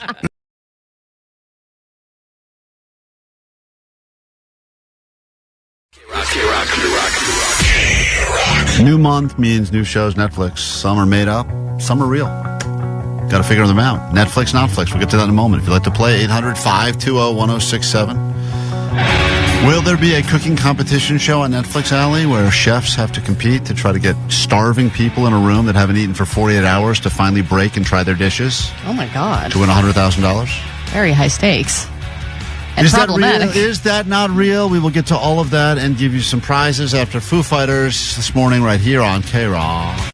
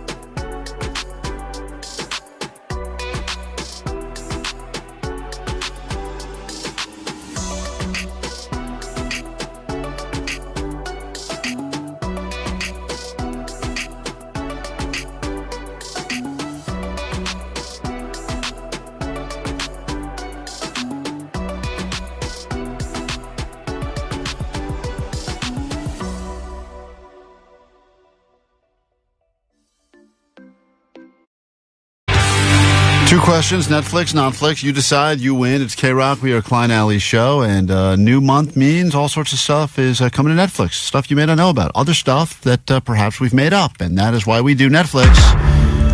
And or the opposite, which is Netflix. Not! Fun game to play, fun game to win, and you'll learn what you could or should be watching when you have some downtime. Plus, we got some decent prizes. We got You can choose, actually. We got tickets for this film pre-screening tonight. Marvel's Thunderbolts also have, and I'm very excited about this, but Allie's Limited edition. very limited. Listener sent us some great new Green Day-inspired Klein Alley Show merch. You could be the first person to own one of these shirts. Allie's modeling it right now. You can see her in a video up on our Instagram where she's in the shirt, also in her bra. Want some Allie...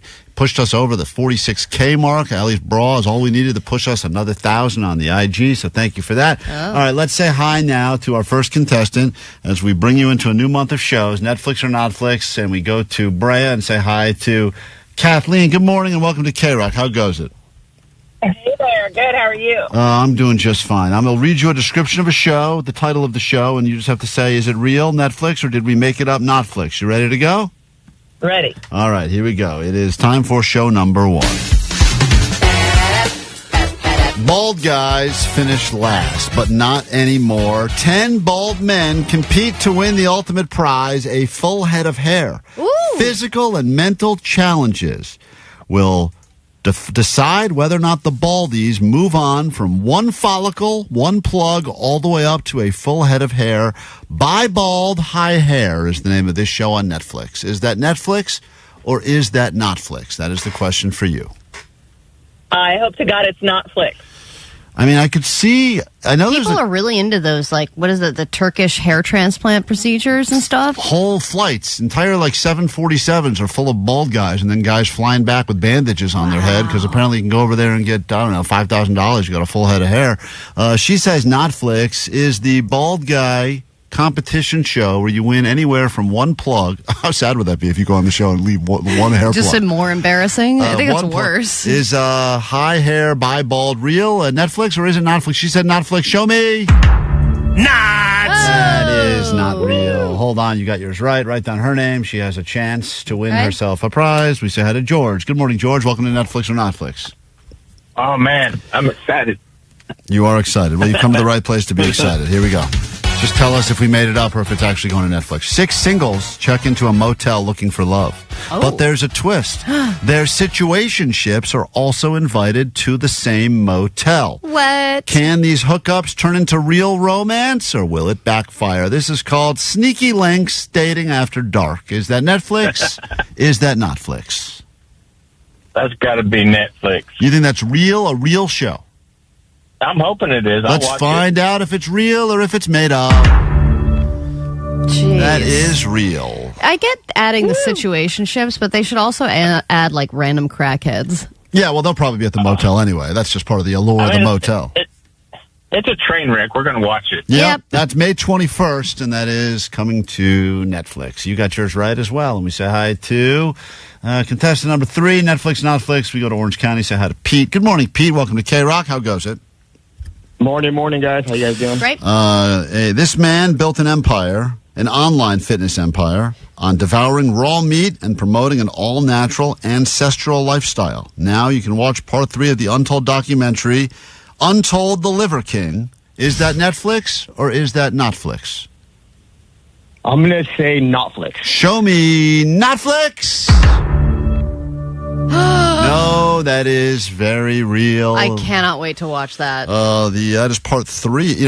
Part 2 of 3. There's a 3-part doc. I think part 1 has already been released. What? The Liver King guy is very real. This dude is crazy, and he just devours raw meat. But isn't that illegal?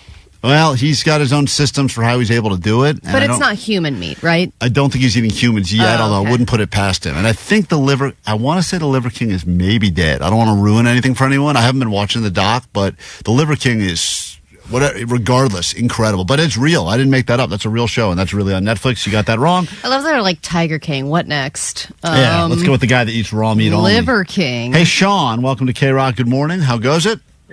Hey, good morning. All right, here we go. Netflix. Would You Rather is no longer just a hypothetical game to play with your friends. Contestants must make crucial decisions like swimming with crocodiles or wrestling a bear. Big stakes, big prizes, and big decisions will be made on Would You Rather. Cool. Is that Netflix? Is that Notflix? That one sounds real. I hope I'm right. But Netflix. He says Netflix. Show me Netflix. Not. Oh, man. Yeah, it's like the new Fear Factor. You blew it, and you don't win. And that sucks for you. Let's give one more person a chance. John and Carson, final contestant. Netflix, Notflix. Hey, John. Oh, where's John? Line 3. Hey, what's up, John? Welcome to KROQ. Hey. It's a cooking competition show unlike any other, as chefs compete to get a room full of starving people to break and take a bite. 50 contestants are starved for 48 hours. Then chefs will compete to get them to break their fast by trying some of their delicious food. Each chef that gets them to take a bite will win $10,000. Last contestant standing that doesn't eat will win $100,000. This is called Starved to Death. Oh. Is that Netflix? Is that Notflix? Show me Netflix. All right. I mean, that does seem like a high-stakes cooking show. I hope this guy's right. Show me Netflix. Not! No, they couldn't possibly do that. Yeah, The lawyers that would be hugely illegal. would shut it down. Well, Allie, only 2 people got theirs right this week, which means that Netflix or Netflix can live for another month. Will it be Kathleen or will it be George? Pick at random and tell us who wins. Kathleen. Hey, Kathleen, congratulations. Want to go to a movie screening tonight of Marvel's Thunderbolts or want some limited edition Klein Alley Show Green Day inspired merch? Ooh, the limited edition Green Day inspired. All right, hold on 1 second. That is yours. Maybe we could send George. George, you're going to a movie tonight. Congratulations. Wait. Hold on 1 second. Get your information. Send you to Thunderbolts. Someone said we should call this Not Yetflix because they're going to steal all your ideas They and should. make them anyway. Every one of these ideas is available for $5.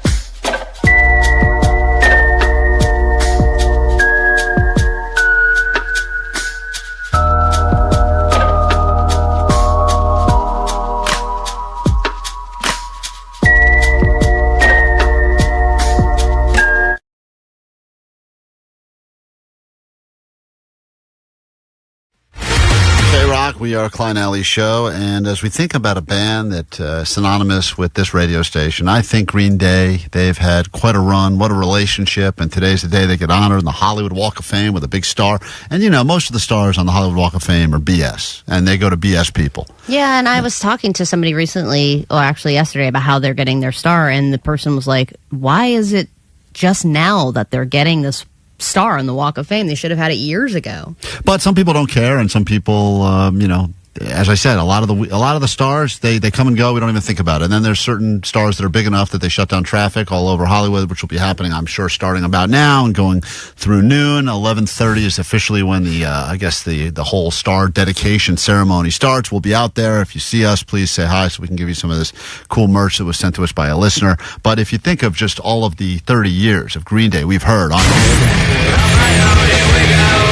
Sometimes I give myself the creeps. Welcome to paradise. I hope you had the time of your life. Banger after banger after banger. Well, I cover it. The Jesus of Suburbia on holiday on the boulevard of broken dreams. All across the area. On our phone right now, heading to Hollywood to receive their star. Good morning, Mr. Tre Cool. What's up? Thank you for joining us on this epic day, one of the most historic days, I would imagine, in the history of Green Day, a 30-year-plus band, but now a star on the Hollywood Walk of Fame makes it all very official. Where does this rank as far as all of your many, many accolades? Ooh, probably the coolest thing I'll do today. But we are getting Mexican food after, so. Oh, okay. So could be second. No, it's awesome. I mean, it's like we've always sort of had a connection with Los Angeles, being a Bay Area band, and now we're going to be right on the sidewalk, in bedrock of the city. We're part of the city now, and you can defecate on us, you can skate on us, whatever you want to do. You can make dookie on dookie. I know, beautiful. that's a beautiful full circle moment. Do you and have then go right into Amoeba Records and get another dookie. double dookie day? Do you have any trash words for Charlie XCX, who does not have a star on the Hollywood Walk of Fame? Oh no, she's great. We're just having fun. Yeah, we're just trying to be brats, I guess. Coachella was such a funny thing to see because in addition to, you ruining your drum set on the first Coachella, you're going to have to get a new drum set. Do you bring replacement instruments with you on the road because you never know when you guys will break things still? There's always a backup. Mm-hmm. Our techs know us.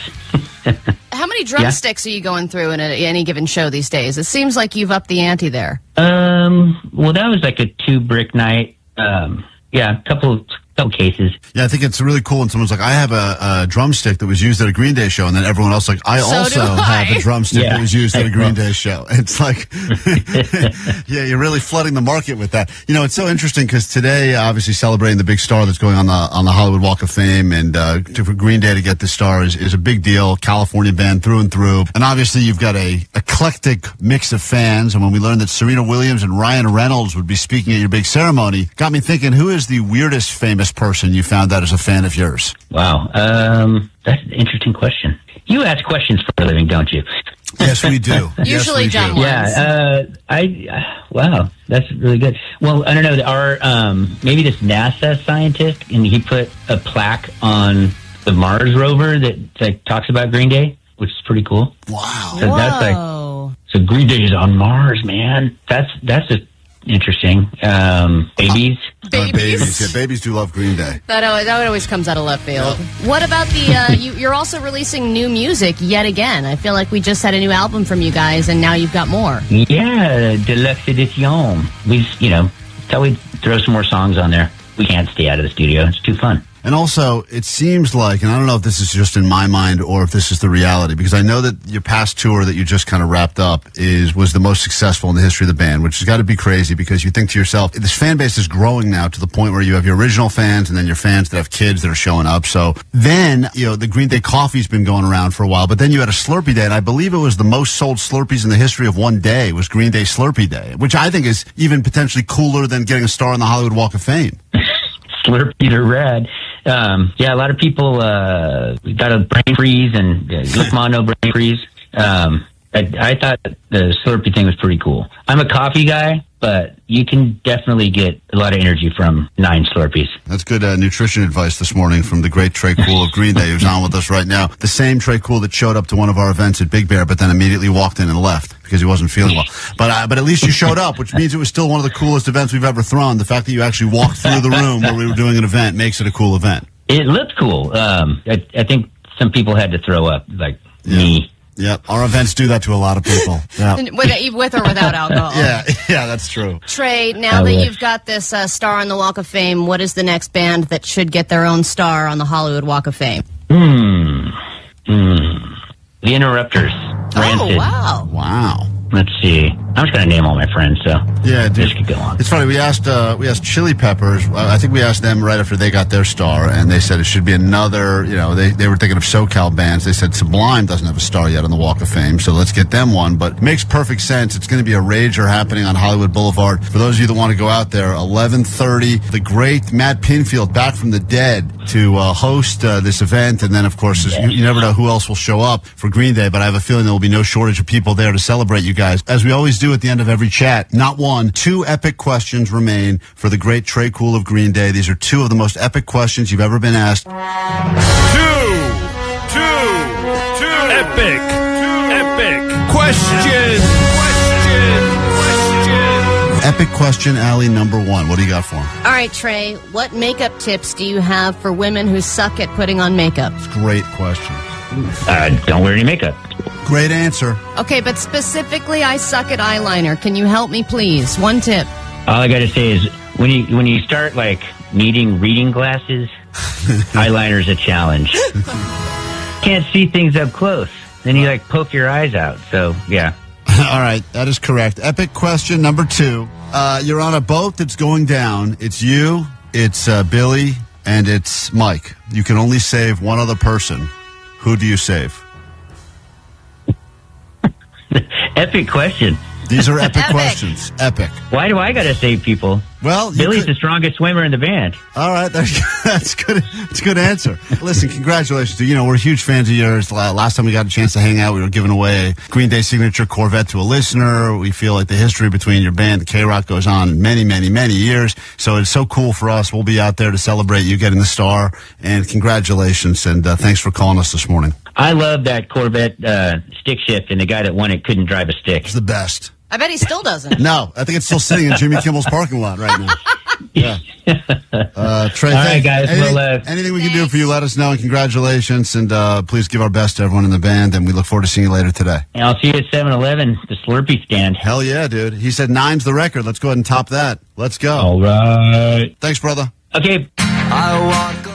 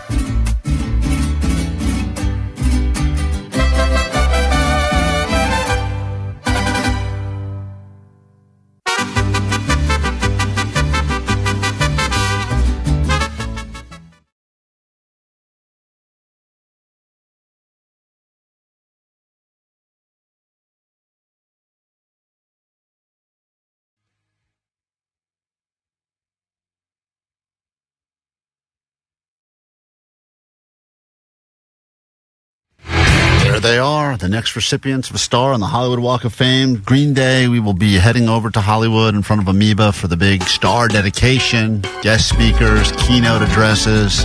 The band will be there. And some of this cool Green Day-inspired limited edition Klein Alley Show merch. Come up, say hi, and hopefully we see you out there. If not, tomorrow, just a reminder, and a lot of people asking, do you have to have an electric car to join us at this event? No, you do not. No. We will wash anyone's car. The first 100, any cars that show up. If you don't have a car, just rollerblade on over. If you're filthy enough, we'll wash you.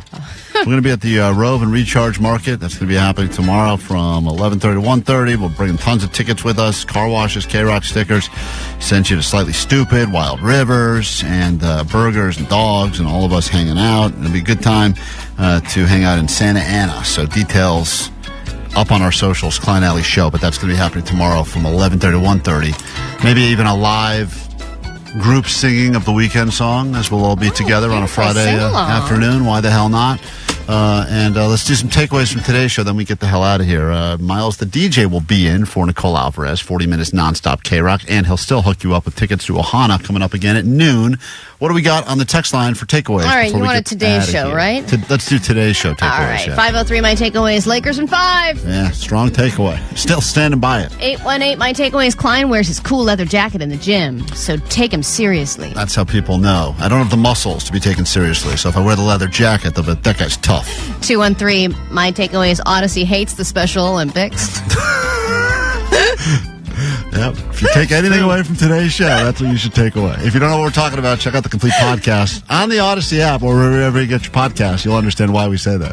310, my takeaway is In-N-Out Burger is not worth its weight in gold. False. 626, Vanessa definitely has all the STDs. No, I don't. 56. I just don't shame. Oh my God, I'm glad you said M at the end of that. I thought you say shave. 562, my takeaway is Mama doesn't want to play the spoons. And 806, true love is when your wife buys you some trunk ribs. Oh, man, trunk ribs. That's how I know my wife cares. You guys are so bad, I got you in the faces. That's a good takeaway from today's show as well. If you don't know why that was played on the radio, check out the complete show. You should listen to more of it. It means a lot to us, and it would mean a lot to you because you'll win something probably. Jake, your takeaway. What do you got? You don't expect an F-bomb from a Barbara. You do never expect an F-bomb from a barber, but we got exactly that on today's show. Yeah. Allie, takeaway? My takeaway is if you're filthy enough, we'll wash you. Yeah, come on by. We'll wash you. Omar, got a takeaway? Oh, yeah, my takeaway is that a lot of Sharpie dongs are coming. A lot of Sharpie dongs coming to e-bikes all over Southern California. Have a great day. We'll do it tomorrow. Try to do it better. Hopefully we'll see you out there in Hollywood. Congratulations, Green Day. And that's all we got for you. Stick around. 40 minutes nonstop KROQ. Miles, the DJ, starts next. That they feel that that you know they feel that Klein Alley Show.